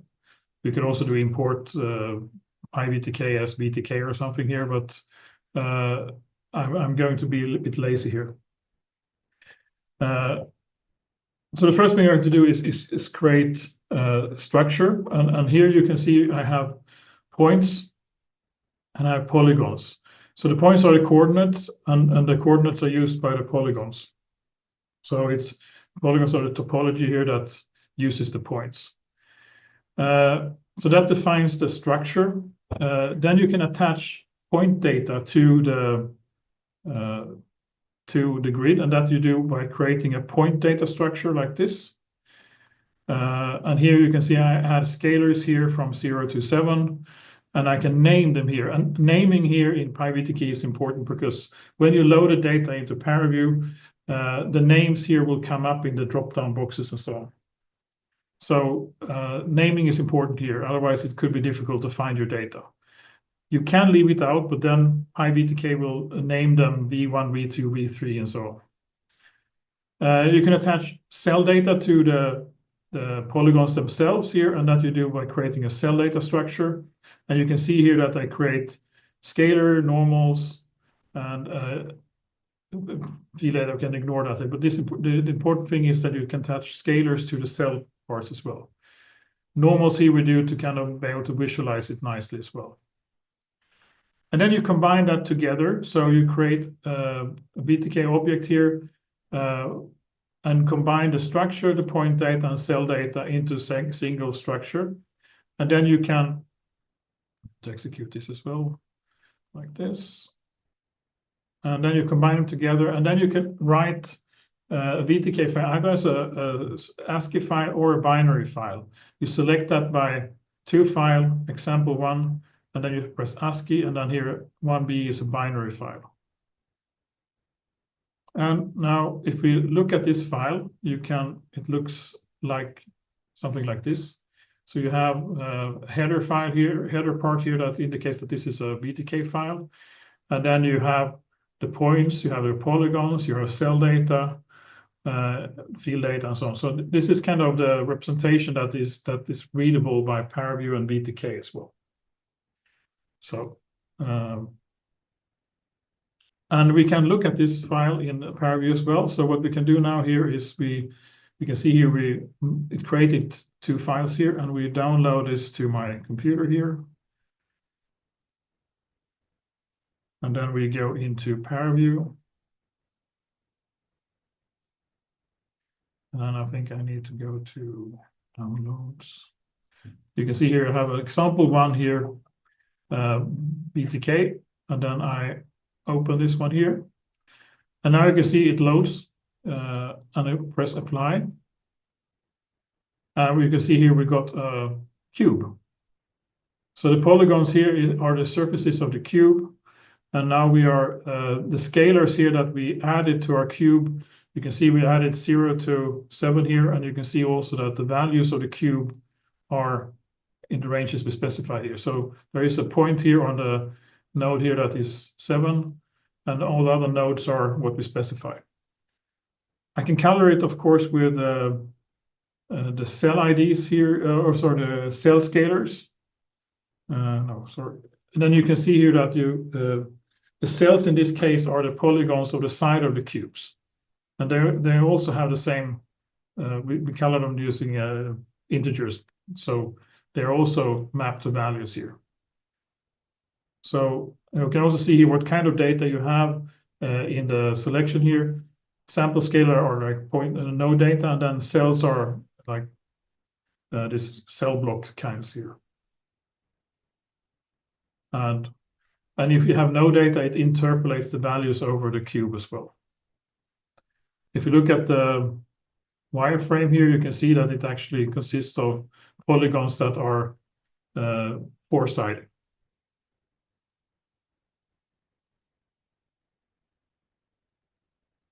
And then ParaView tessellates those as well, but it's not so interesting. Yeah, so that was the first example. You can also create, so in this case, we used points and polygons to define the structure. We can also use structured points here to create grid-like data. And in this case, we have a grid 3 by 4 by 6. And then we have this point data attached here. We just fill them out over, so each of these points is going to one of the points in the grid. And we run this one here. We can look at the output here as well.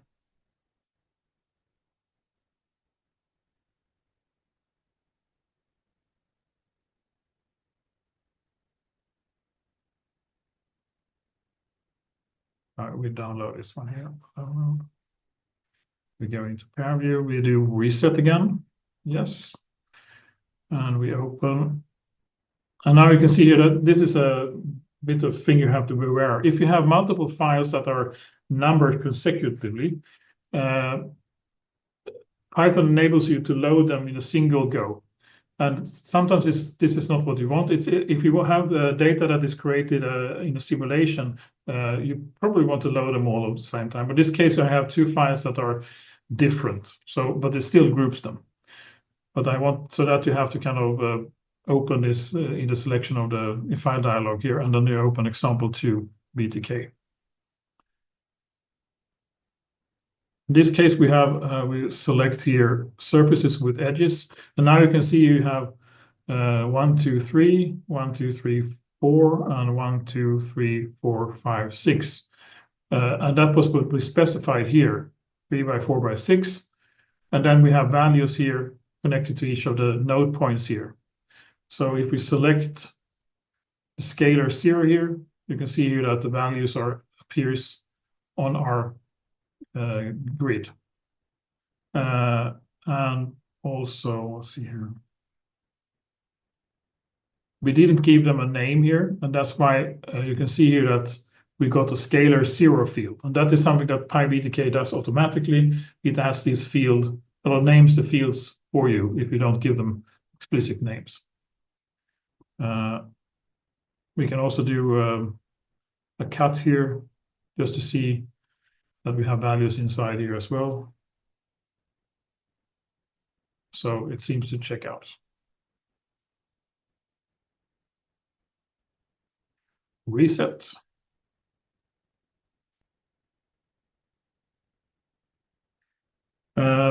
So what we can also do now is that there is an option here to give only structure here. And then you append data to an existing structure here. So in this case here, we will use the previous example here, but we will change the parameter, the point data that we added to it. So we append structures here, and we can use a function here to define our values. And here also, this is the name of the scalar set that we create. So let's run this one here.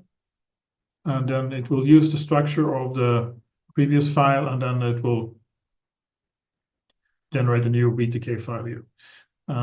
We will open that in ParaView again.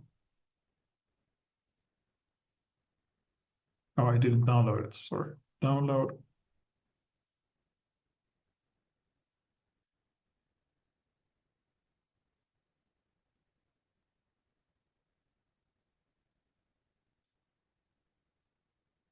It should have the same structure as example 2. Let's see here, if we rotate and we select surface with edge. Yeah, same structure, but different data, I hope. So you can see X, Y, and Z. And you can see here that we have a different data on our grid. Reset.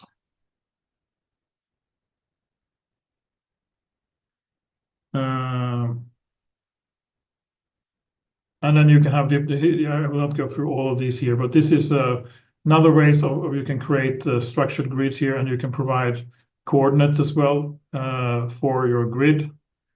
I'll skip that one. And here you can same thing. You can do a rectilinear grid here in the same way.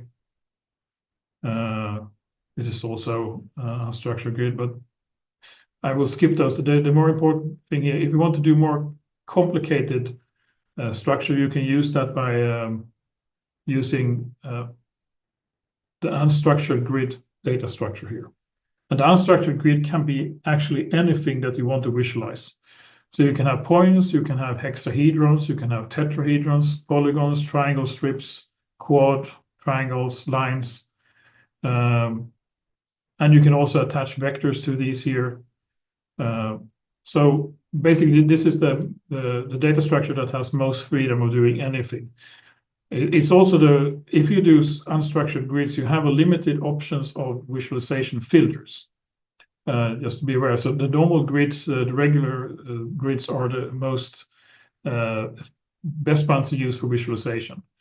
If you want to use unstructured grid, you can actually convert an unstructured grid to a structured grid.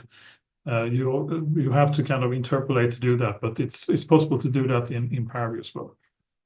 So let's run this one here and see what we get. So this is example 3. We download that one like that. Go back to ParaView, open example 3.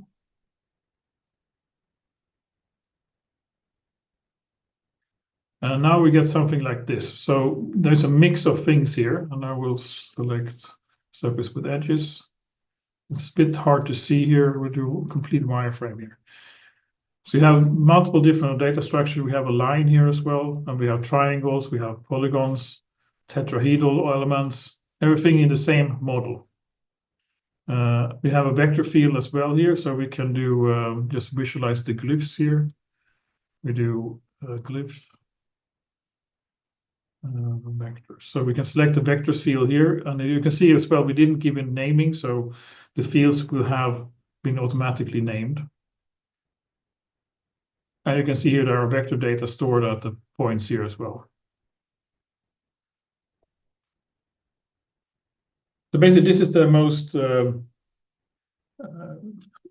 open format that you can use, is unstructured grid.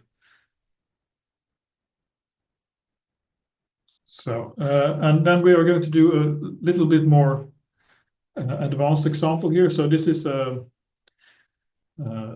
that is has some. It's a special file format, and you can see here how it looks. It has some variables x, y, z, and there is also 3 columns with vector data. And there's also some hints here on the structure. There is 96 by 65 by 48. And then the data comes here. So now we'll create a Python script that will convert this file into a BTK file. This is something that you will probably face several times when you have your own data, that you need to kind of read something that is not supported by ParaView, and you want to create a new file that you can read with ParaView. So what we're going to do now, we are going to use NumPy and PyBTK, of course. And the first thing we are going to do is to just read the data. And what we can do is we can skip these 2 first lines here of the data, because we know the structure here, and we just read them into an array.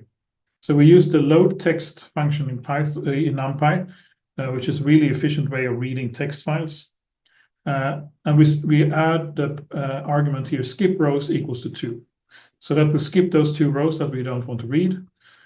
And then we extract the point array, which is the 3 first columns that contains the coordinates of the points. And we have the vector field is the last 3 columns. So we extract them in 2 different arrays. And here is a bit unfortunate part here that sometimes you need to be able to use BTK, the PyBTK, you need to convert into lists. So this is a bit too inefficient way of doing it, but it's the way we have. Then we create point data here with our vectors. We create VTK data here where we create a structured grid here, and we use the information we had here by 96, 65, 48. And we add our coordinates to these positions as well, and then the point data in the final part here, and combine that into a VTK file. And we write that to uvw.vtk. So let's run this. Like this, and then we should have a uv.vtk file here.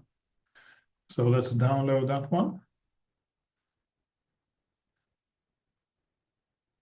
And we have the VTK file there, and we go back to ParaView, we do a reset, yes. And we open our UVB VTK file, like this. Apply.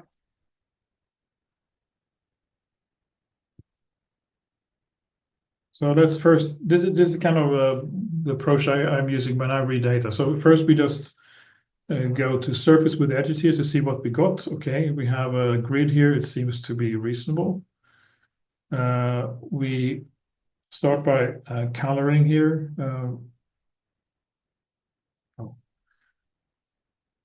Just coloring by the magnitude of the vectors here, we can get some information about, okay, there's kind of a turbulent field here inside our box. We can do surface here. We can, of course, do a cut through here to look at slide through it. Okay. So perhaps we should do vector field visualization. So let's, we can keep this one here, and we go back to this one here. We just keep an outline like this. And then we create a glyph field here, just to look at the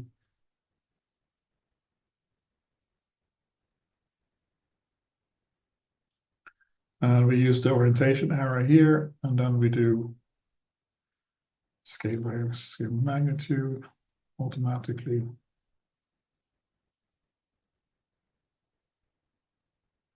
So you can see here that we got the vectors here, but it's kind of really messy here. So perhaps we should either scale these down a bit. So you can see here that you have vectors. Seems to be there is a flow going through this grid here. What perhaps we should instead of using vectors, and we can start by just see if we do just a 2D glyph here. Perhaps to do lines here is better. And you can see somehow how the flow is moving. But perhaps we should do release some streamlines here in this to look at it. So let's go back to UVV, turn those off, and then we release some streamlines here. And we can do that, just do it from the middle again. Point cloud. And 3 point. No.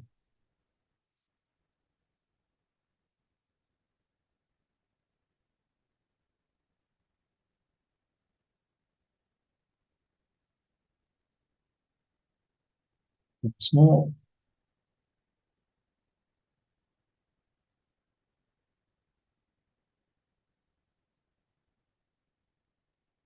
So we have a streamlines here. You can see that how they are moving through, and we can turn the show sphere off here. So let's see if we can do convert them to tubes, perhaps. So let's do select stream tracer here, and do filters, and then do tube.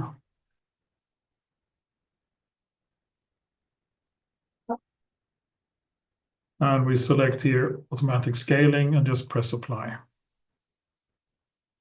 Those are a bit too big, I think. We should do scale them down a bit here. like this. And then perhaps we should have some more.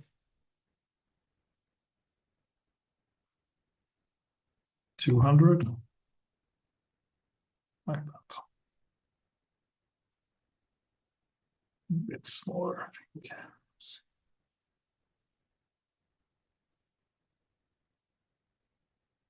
Like that. And then you can combine this with, so we can put, we can have the clipping plane here available as well. And we can make that a bit transparent.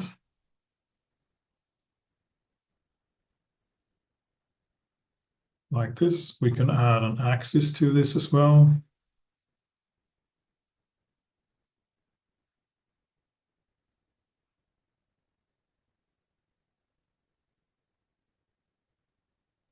Like this. So in this, perhaps we should do, we clip in a different direction here.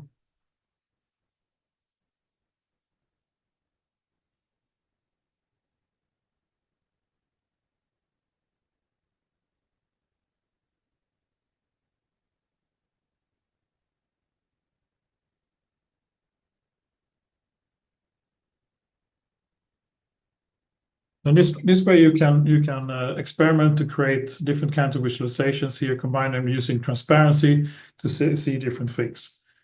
So using this example, I went from a Python code here, reading my UVW data, converting into BTK file, which I read in here, then created a visualization like this. So that's one example of that. And then I have another example here that is similar to what we did before with the elevation data. So in this case here, I will do a reset here again. So we are back to square one. So in this case here, we do the same thing. We use NumPy. We also use BTK here to read an elevation binary file. So in this case here, we have a binary file here. We know it's binary, and also the data is located after the header file. So we have to jump to position 268 in the file. And then we know that this file's elevation data is stored in unsigned bytes.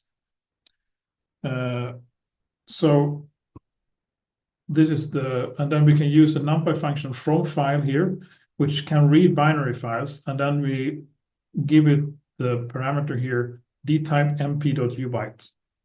And that will read the entire data into an array X here.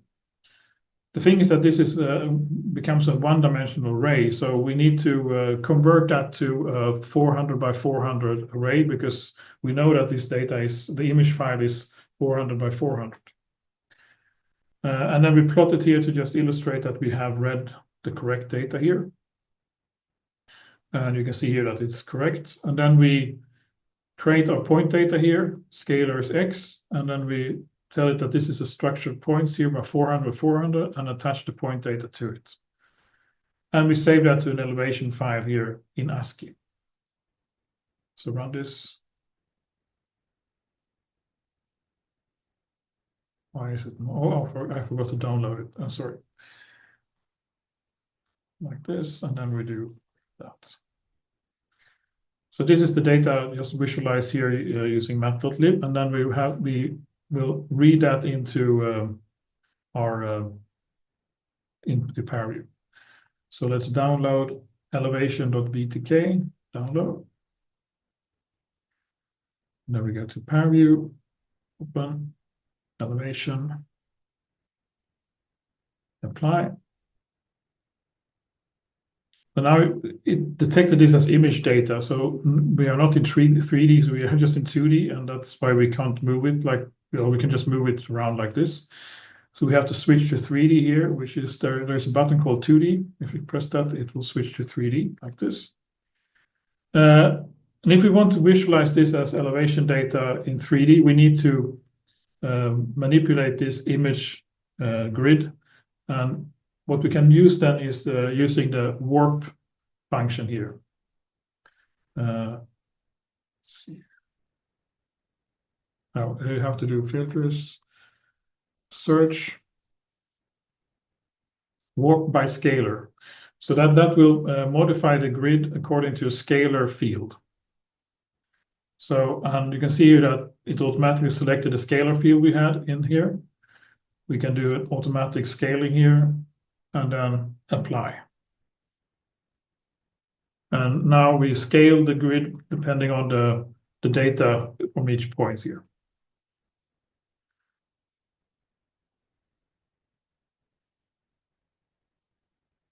Like this. And we can, of course, change here to a cooler color scale here as well. And you can also see that we zoom in here, you get this tessellated appearance. And the same thing, if we want to smooth this surface out, we can do that again by the things I told you before, extract. X helps you if you can type. Surface, apply. And then you create surface normal, generate.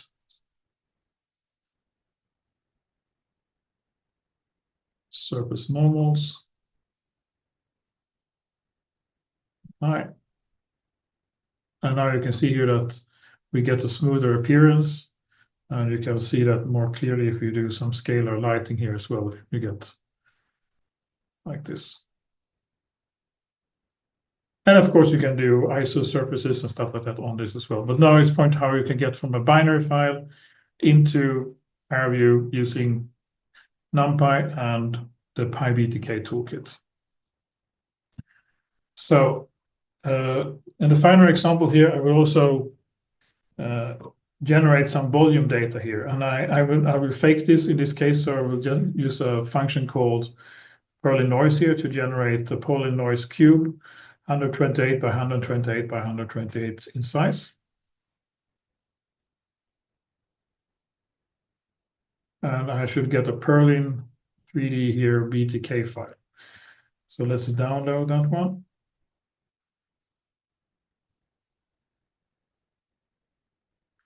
And then we do our reset here again.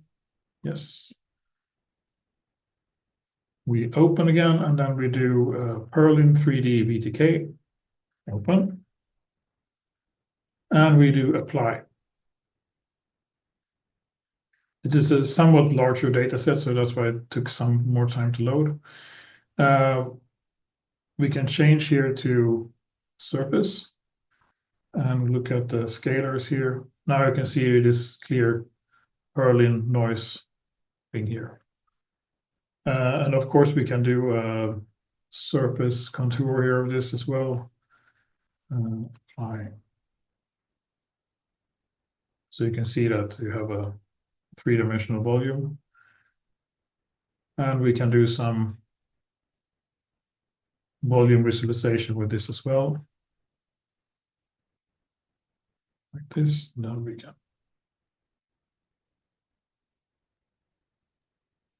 look into the model a bit differently.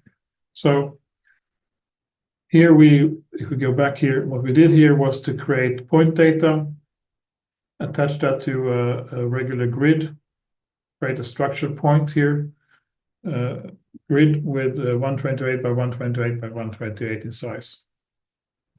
And if we switch to surface with edges here, you can see here that it's 128 wide, 128 on the side here.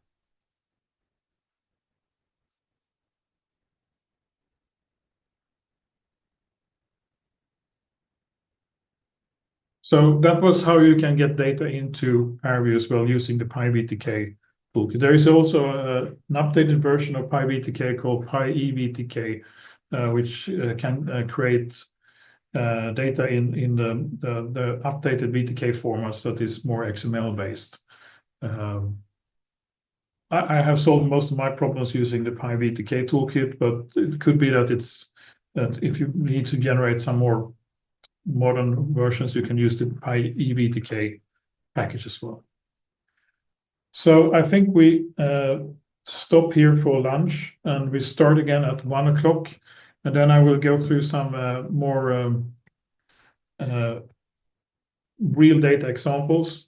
And also finally, I will give an overview on how to use the Trame toolkit to create visualization applications based on the same kind of pipeline toolkit and VTK that we have in ParaView.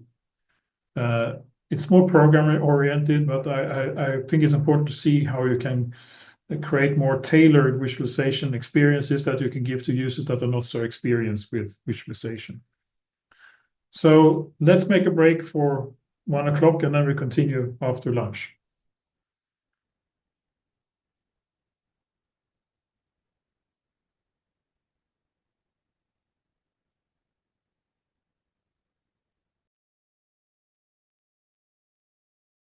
So in this next session, I will try to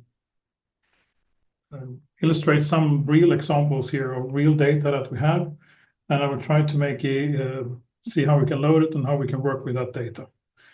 So let's see here if I can.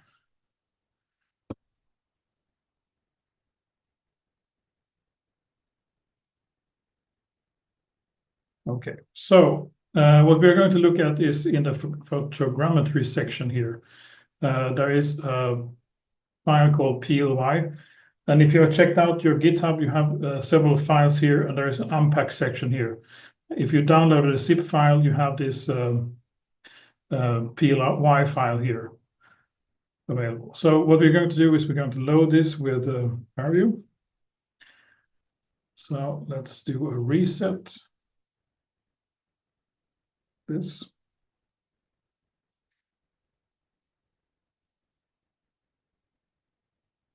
So what we're going to do is open it, and we're going to use the calculator to create a scalar field Z with the elevation data. And then we're going to visualize the elevation data and use a suitable color scale. And then we should add black contour lines with an interval of 1 meter. So the idea is now that you work yourself and do that, and I give you 10 minutes on that, and then we will do it together. So either you wait and see, or you do it yourself. So the key here is to use the calculator to create a scalar field C with elevation data.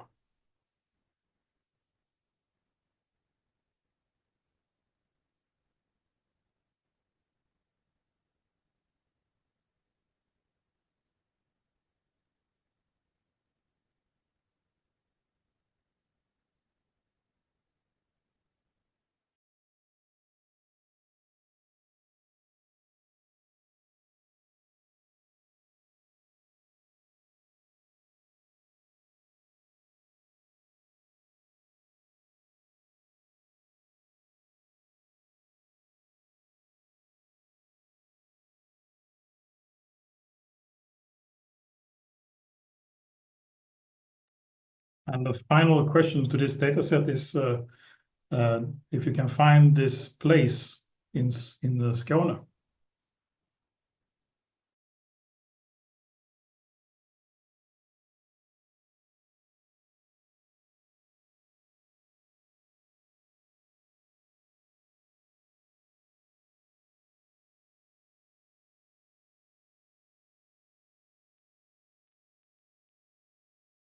So I will continue now.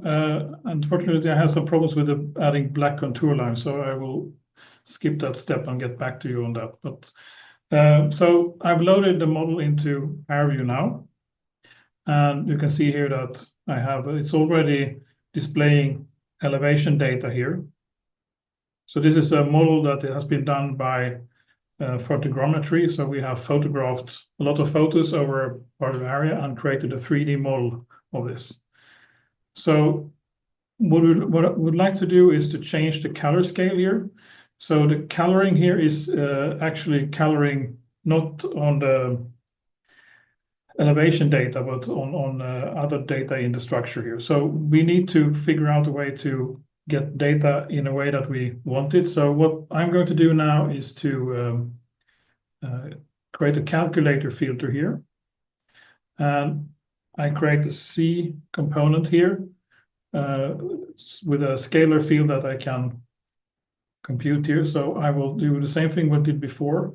So I will take coordinate C in this case times k hat and apply. And now we have, if we look at output here, we have a second component here, Z. So I can color this model here by a different color scale and a different model here. Oh, sorry, different scalar value. And the scalar value is the height of the model here in this case. So you can see it goes from 31 meters to 80 meters here in this part here. And you can, of course, change this to any other map here you want as well. So this is one model here, and has anyone figured out where this is?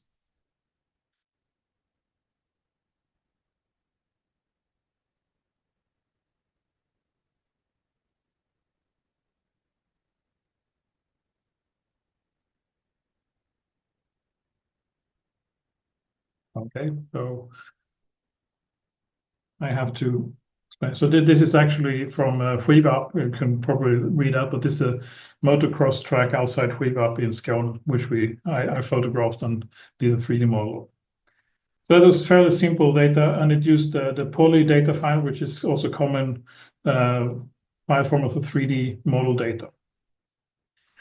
So next, I'm going to do this myself here. So it's a bit complicated example. So this is from structural mechanics. So I will open a group of data files here in this case. So let's go here and do a reset. And then I will open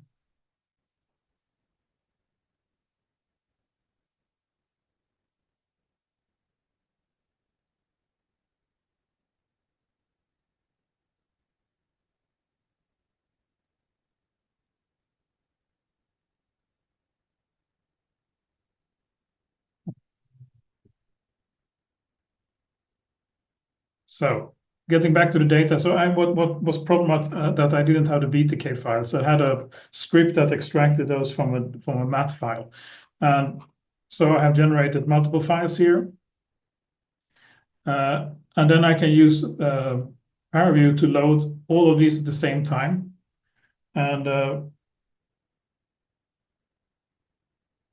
so I hope you can hear me now, or you cannot.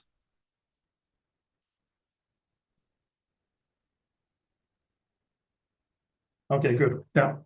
So you can see here that I have all these data files here from 0 to 199.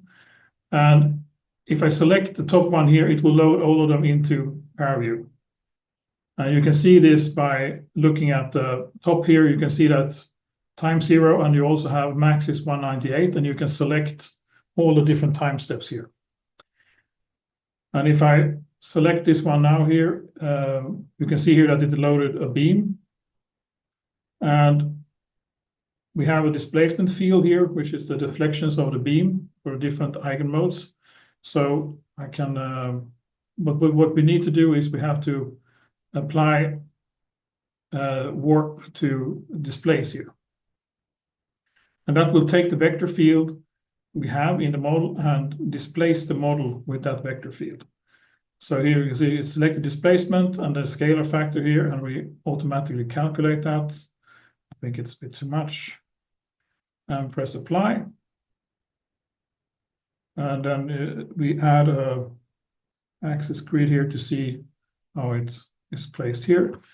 And then we can move through the different eigenmodes here in the same model, same visualization. So you could also think that this could be a simulation over a long time where your displacement is simulated, and then you can work on this single simulation with all the data files in a single model here in ParaView. What we also can do here is that we can show the original beam configuration here by turning on the original data set here. So that's the first step here. And then we can make that a bit opaque. So then you can see here that you have the original shape here. And then if you move through the steps here, you can see that it compares the different here. So, okay, it's not me that has done this here. I just got the data here and asked. So don't ask too many questions on how it looks here. And then we have, we can add for the warp beam, we can also add the displacement as a visualization field here. So that was structural mechanics data. And of course, you can do an animation of this as well. So if we have a long-term displacement development, you can play it here and you can go through all the steps here.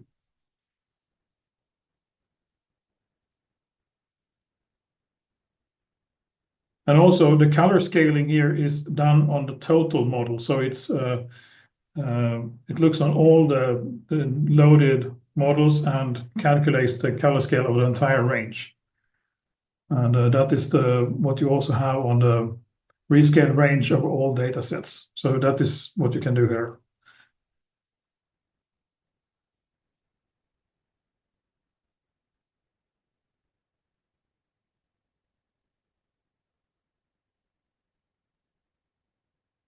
Okay, so let's do a reset here again.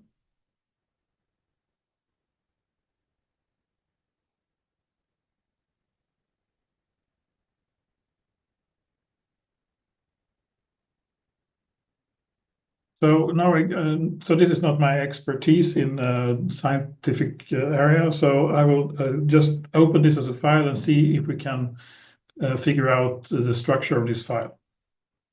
We're also going to use an ISO volume filter here and make a cut through the ISO volume here as well. So we will open the MRC file.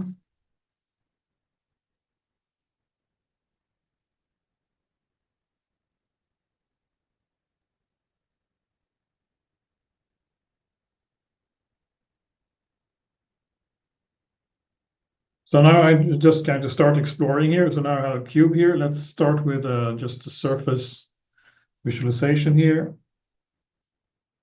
You can see we have kind of values here in the middle here. So let's do a slice.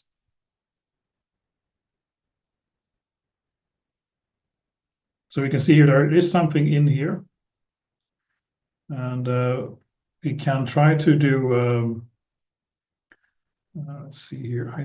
We can see first what we have for data inside here. So we can do, let's see here.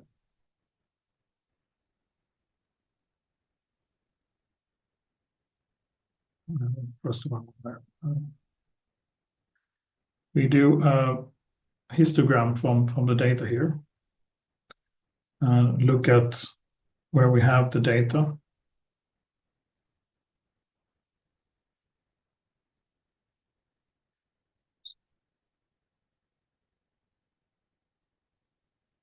So the data seems to be surrounded by from 0.2 to 0.4 or something. So what we can do is we can create an ISO volume.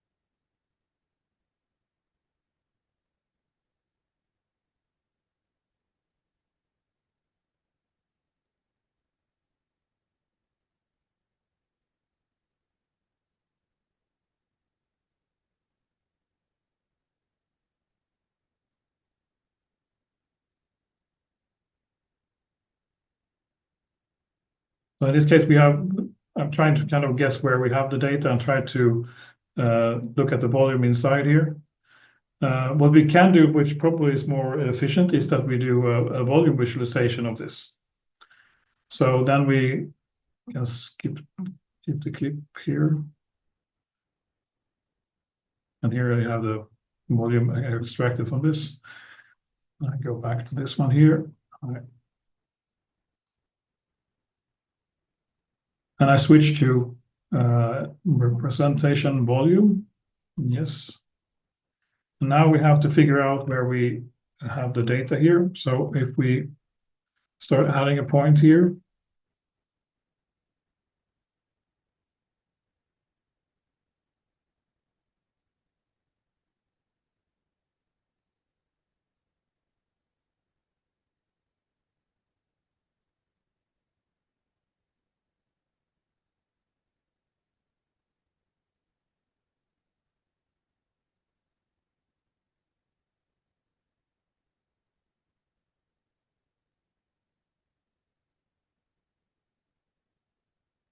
you can add some shading here to get more structure of it. Let's see if we can do this.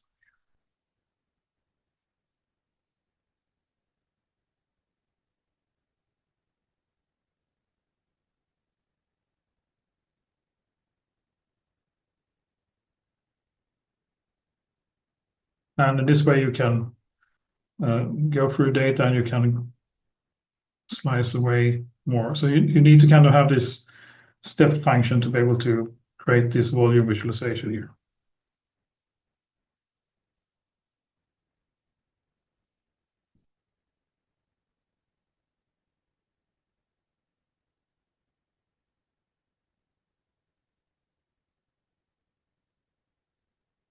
So this is a way you can look at volume data. So let's go.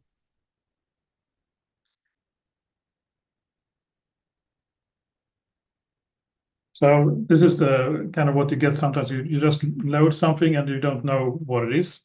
So usually what I do is I look at I do some slicing here on the just to see what's in it. So let's do first in this direction here. Okay, it doesn't look so. Let's switch to a different.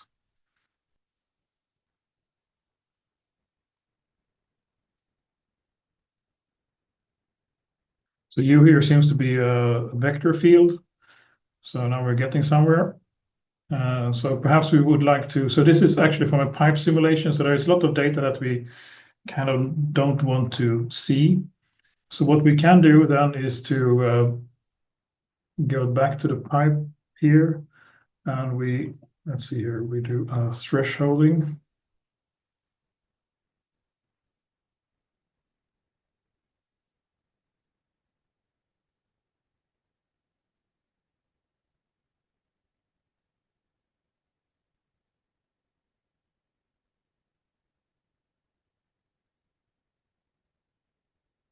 To switch to the right field here. This, and then I do, you can see it goes from 0. So if we start removing things, I'm going to try to visualize the vector field here instead. So I will try to make this a bit, make the outline here instead, like this, and then I will do glyph mode here on that one. And we'll use that one, scale array.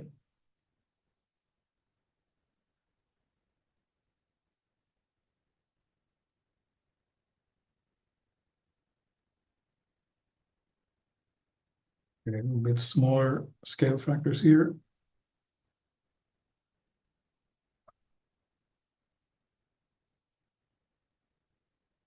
So we got the vector field right here, and then we can do color by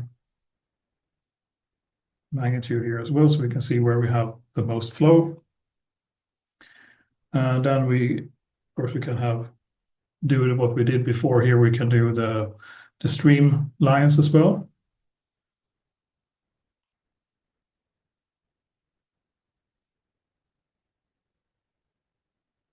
select that point cloud.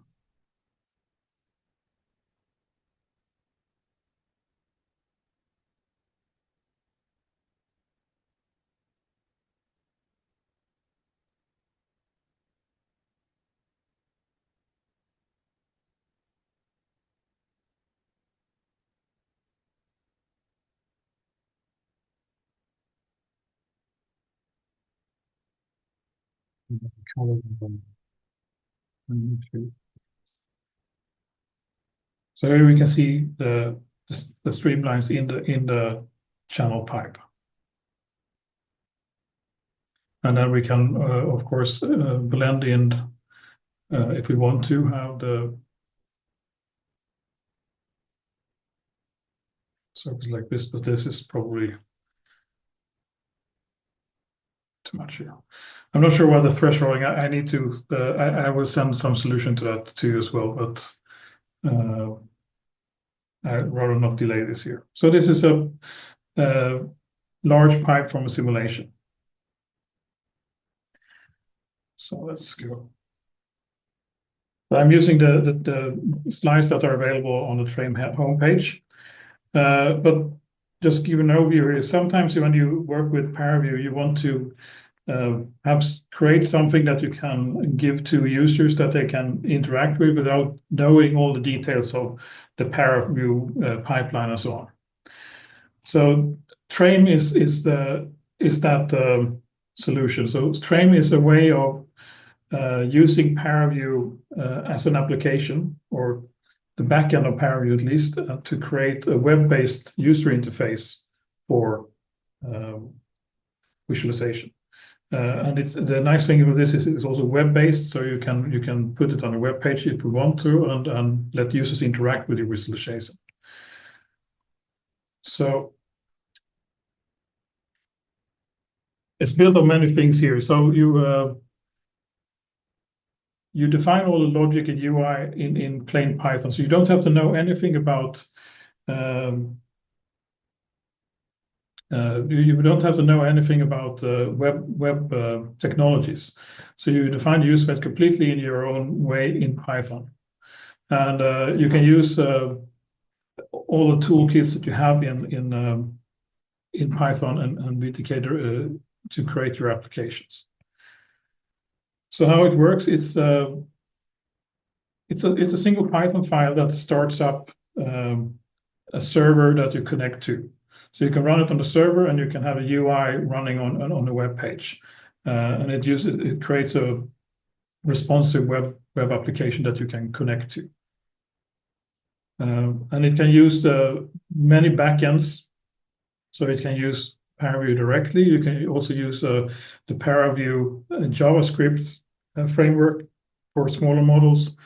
So it can use many different ways of accelerating it. So you can have so this is just a comparison. If you want to do a Python application, or if you want to do a web-based application to do all things, you have to kind of do a lot of things, implement them with your own components, and it creates a very fragile kind of application. But with this Trame here, you basically just have a single application that you can deploy as a web application. There's excellent documentation here on the GitHub pages from Trame. There is also a good read the docs documentation for how it can be used. There are some tutorial examples as well that is really good to get started. There's also a cookie cutter tool where you can create template-based starting points for your Trame application.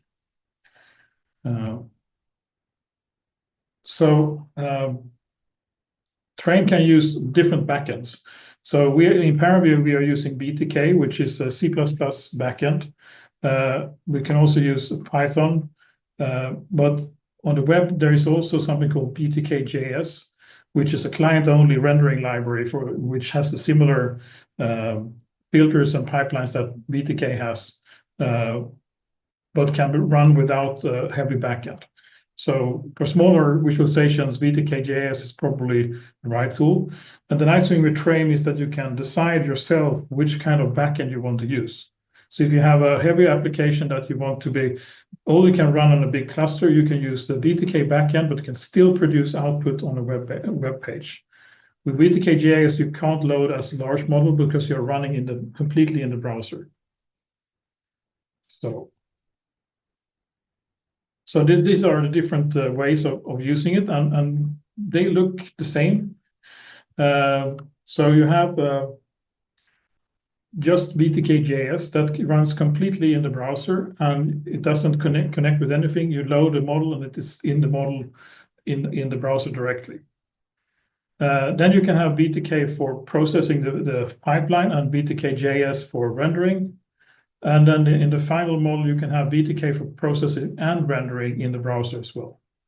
So there are these different models. Depending on how large models you want to present on the web, you can choose the model you want to present here and what is suitable for use.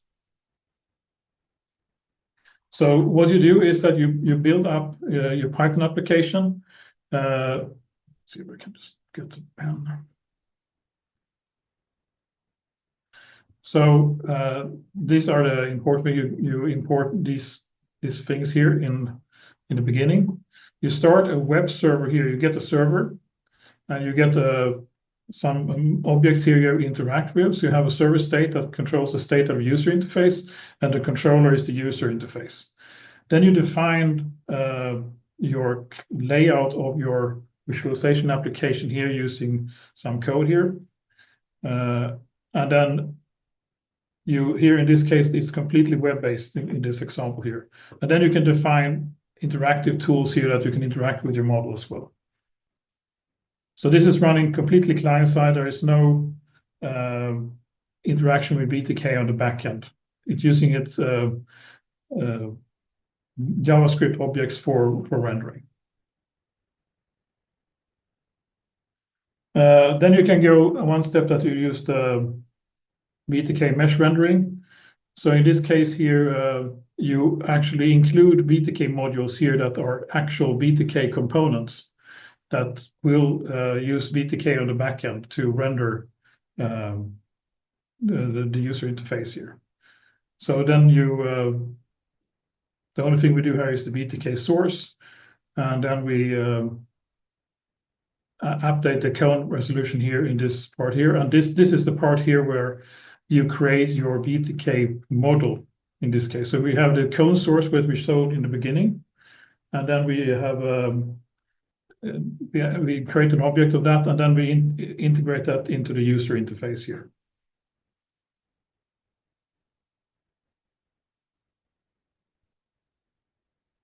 And then you can do the complete thing by using ParaView as the rendering backend, or VTK as the rendering backend, and you have to do some more stuff here that is actually interacting with the VTK library directly, and then integrating that into the web-based user interface here. But this is a single application running the web-based application, so it will look like this. And I will show an example that I have been implementing, go through that code and show the same example we did this morning with importing CSV data and processing it and rendering it as a web-based interface. And here you can see also that you can control where you want to render here, if you want to use a local view or a remote view. So remote view is that you actually connect to ParaView and use ParaView as a backend for rendering. Yeah, so this is just a short overview of Trame, but I would think I will skip to this and go into my example instead. So I'm going to do the ISO surface visualization. So what I have done here is this is the Trame important stuff. And then we need to work with VTK here. So I've added some of the filters that you saw in ParaView before. So you have the contour filter, we have the structured points filter, and we have some rendering core which we need. And then we have also an axis indicator here that we need to interface with. I have implemented my rendering here in a class. So I have here a class that reads a CSV file. And here I create a data set, which is just basically using some pandas tools here to create a structured grid, just like we did before in ParaView, and creating that and returning that into here. And then in the contour, we set the input filter here, self dataset. We set the number of contours. In this case, I just set one. I have a polydata mapper here that will kind of take the contour and make it rendering. Basically, when you press apply, it creates a rendering view. And this is what we get in the rendering view. And then also I have an update ISO value here, which is I have created a slider that I can move the ISO surface back and forth. So now I'm ready to set up the pipeline here. So I create a VTK rendering. The important stuff happens here. I create the ISO surface visualization from scalar CSV. I add this object here, which is the ISO surface visualization. And I have an actor here that I add to this to rendering interface here. I also add a access indicator here. And here you set some cameras, and also the bounds of the data set goes into here. And then I add that to the model as well. So now I define my complete ParaView model or VTK model, and then I start my web server here, and then I get the state of where I can put the user interface, and then I have the server controller, which is where I update the server. So I implement a state change here for the ISO value, and then this is called every time the ISO value slider moves.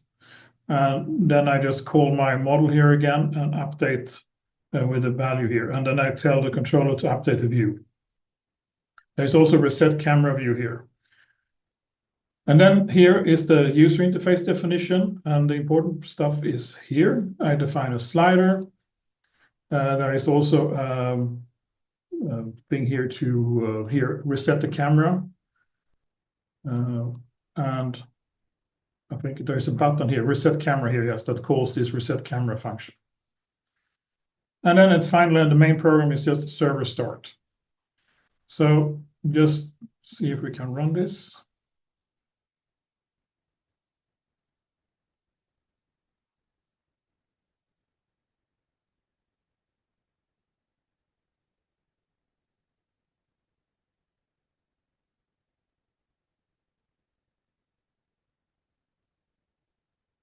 So now you can see here that we have a web-based application here running on my local machine. I have this ISO surface volume visualization here. And here I can also move my ISO values here over the slider here. I can do reset view and move off like this. So in this way, you can very easily create your own visualization applications in Python. Perhaps not easy, but it's very good to know that you have these options from taking your visualizations in ParaView and taking them into Trame. And what I'm also going to show now is how you can export your visualizations from ParaView into a Python file. And that Python file you can look into, and you can see the similar structure as in Trame and use that as kind of the starting point to create the Trame application. So let's go back to ParaView. So let's take a smaller application. Let's see here.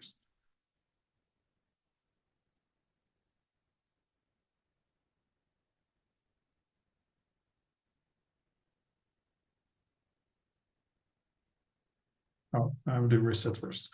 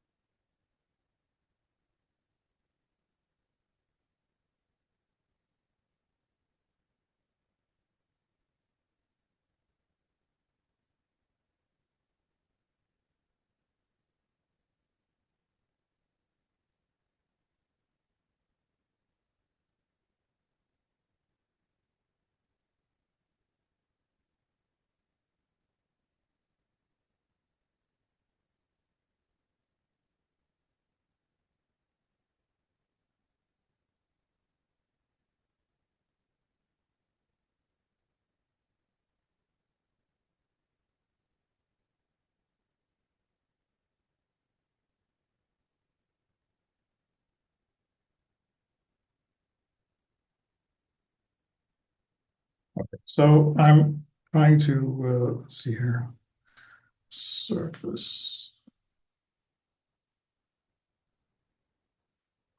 and I do a slice here in the middle. I will show plane, and then I activate complete model. We do opacity like this, and we add axis here as well. So what I'm going to do now is I'm going to save the state of this visualization, and save state here. Default format is ParaView state file, and that is not a Python script or anything. So, but if you want to create a file that you can execute separately, you can do Python state file, and then you can select, for example, my visualization.py, and then you just do save here like this. And now if I do reset here again, then I can open, load state file like this.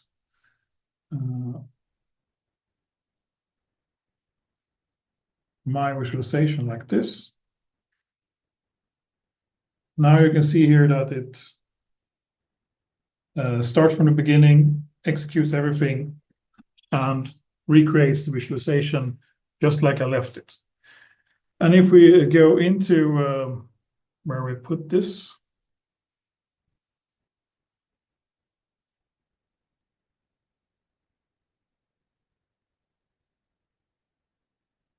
you can see here that I have a file here called myvisualization.py. And if we do a code dot here to look at it,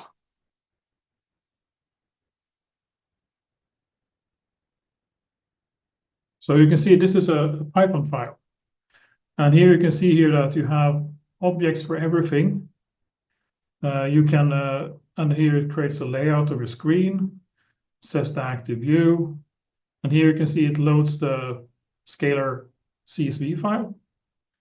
And then it starts to do table to grid.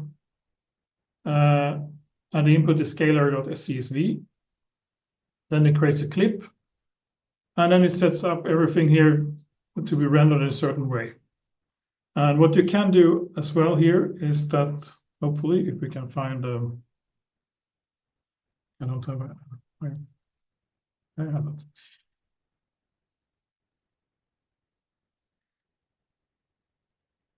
I also need to make it wait.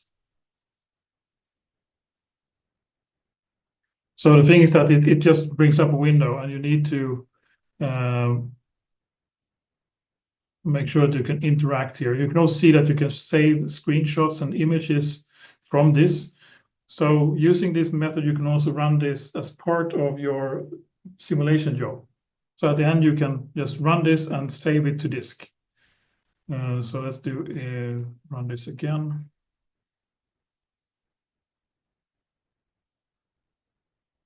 So now you can see I have my visualization completely standalone from the user interface. I can run here. I can't do much more than this because there is no user interface controls, but it could be a very quick way to bring up and quickly view your application as well. And then, of course, you also have what I showed you here, that you can save a screenshot. So instead of doing that, I can do like this. And if I run the application now again,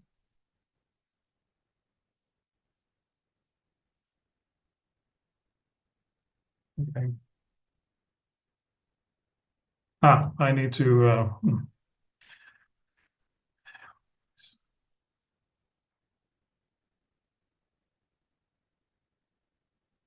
and now you see here that there should be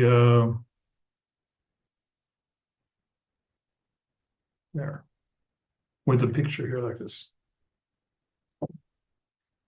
So that can be run as a script from your visualization job. So you can just execute this one here. You can modify this. This is a Python script, so you can set your own parameters here and modify this, and then run it with PV Python standalone. So I think this is one of the more powerful features in ParaView.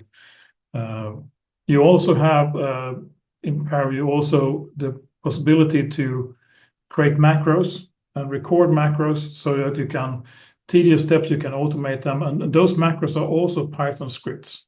So you can use Python to automate tasks inside the user interface. So also one more here.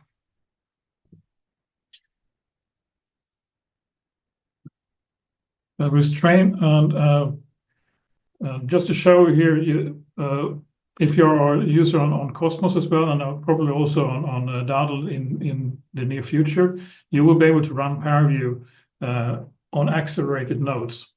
So on our system here, you can run ParaView with hardware acceleration using our on-demand system, which we have for MATLAB on the Dadel machine, but I think we will have it for ParaView fairly shortly as well. And here you can get ParaView running on a node with lot of memory and hardware acceleration.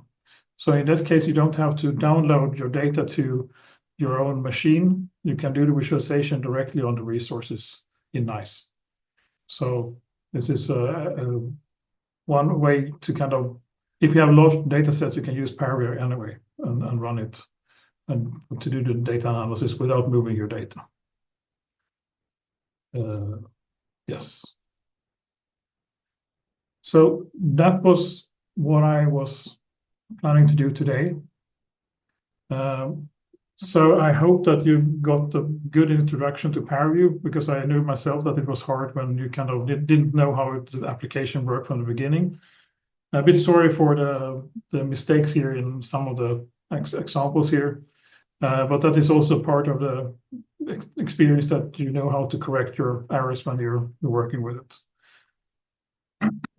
Do we have any questions?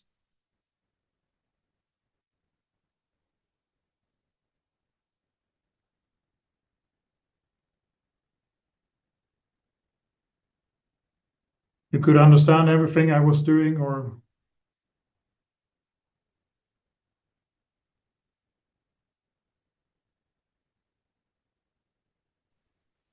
Okay. Hello, Jonas, I have a question. Yeah. When we are using external, let's say CFD software, so which format should we export so that we can import to ParaView for data visualization? So can you repeat that? I was not. So yeah, I'm using star CCM solver for my CFD simulation. So which data format should I export so that I can import in ParaView for data visualization?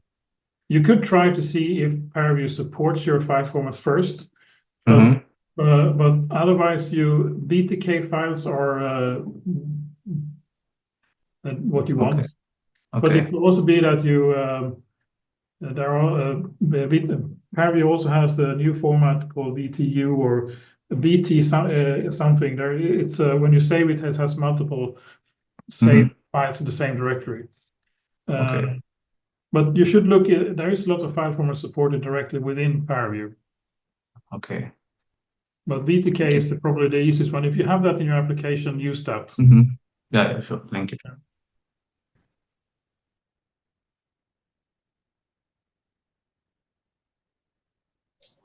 I have a question about something I want to do in ParaView, but I have no idea how to easily do it. Yeah. So I'm running an electromagnetic simulation and basically having a 3D mesh with the electric field in it. Yeah. And I want to be able to make an animation showing how this moves. And to do that, all I need to do is multiply by e to the I phi, where phi is a series of numbers. But I don't know how to make an animation from that in ParaView. I can do it by saving like all these different values, but yeah. So what is easiest way to do it is to generate multiple files with a number in the file name. Okay. And then you open them as a single file in ParaView. And then you can use animation controls to animate over the model. That makes sense. I'm just wondering if there's like a simple way to do it in ParaView without having to have basically a file for each timestamp. There could be that there are file types that supports this, having multiple timestamps in the files, but I'm not sure which one does that. But mostly I have used multiple files when I'm doing animations. All right. Yeah. So I think I don't have any better answer than that. Fair enough. Yeah. Thanks. Yeah.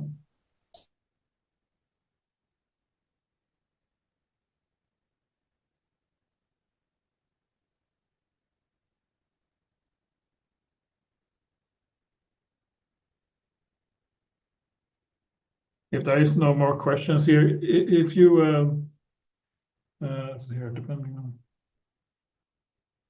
Okay, there's PVD files can do transient data as well. So there is ways probably to do this. But if you don't have any more questions here, feel free to send me some information questions if you have any wonders anything else. And I hope that we can make ParaView available to all resources in NAISS as well. And I think you can run it on Tetralit now, and I think shortly also on Dardel. So you can also run it in software rendering mode as well. Yeah. Can I ask you just a question? Yeah. I lost the connection for a while. I don't know. So did you talk about how to run it on Tetralit and NAISS resources? No, I haven't done that because I'm not familiar with how you can do it. But if on Tetralit, I know on the front-end machines, you can run a command called VGL run and then space ParaView. That will use the hardware graphics on the front-end machines, but look at their documentation. The important thing is that if you want to work with accelerated graphics, you need to add a command before ParaView on that machine. Okay. Otherwise, it starts in software rendering mode. Okay. And how can I use like ParaView in parallel exactly on my local computer? If you want to use it on your local computer. Yeah. So ParaView, you can't in parallel. I don't know how you can do it. It will use. I mean, ParaView will use multiple threads if you run it automatically. So if your computer has many cores, you can use that. But I don't have that much experience in running it on large parallel machines. But it's I think you can look at documentation on their web pages as well, how to run it using MPI. Okay. So I mostly go through how the workflow works in the application, not so much about the parallel use. Okay, I will check. Thank you. Yeah.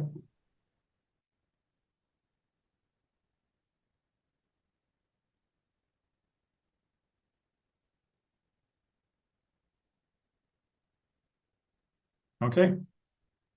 I hope you like the course, and it could be that I do a follow-up on the Trame parts as well in the future, but do a separate kind of deep dive into that, but we'll see.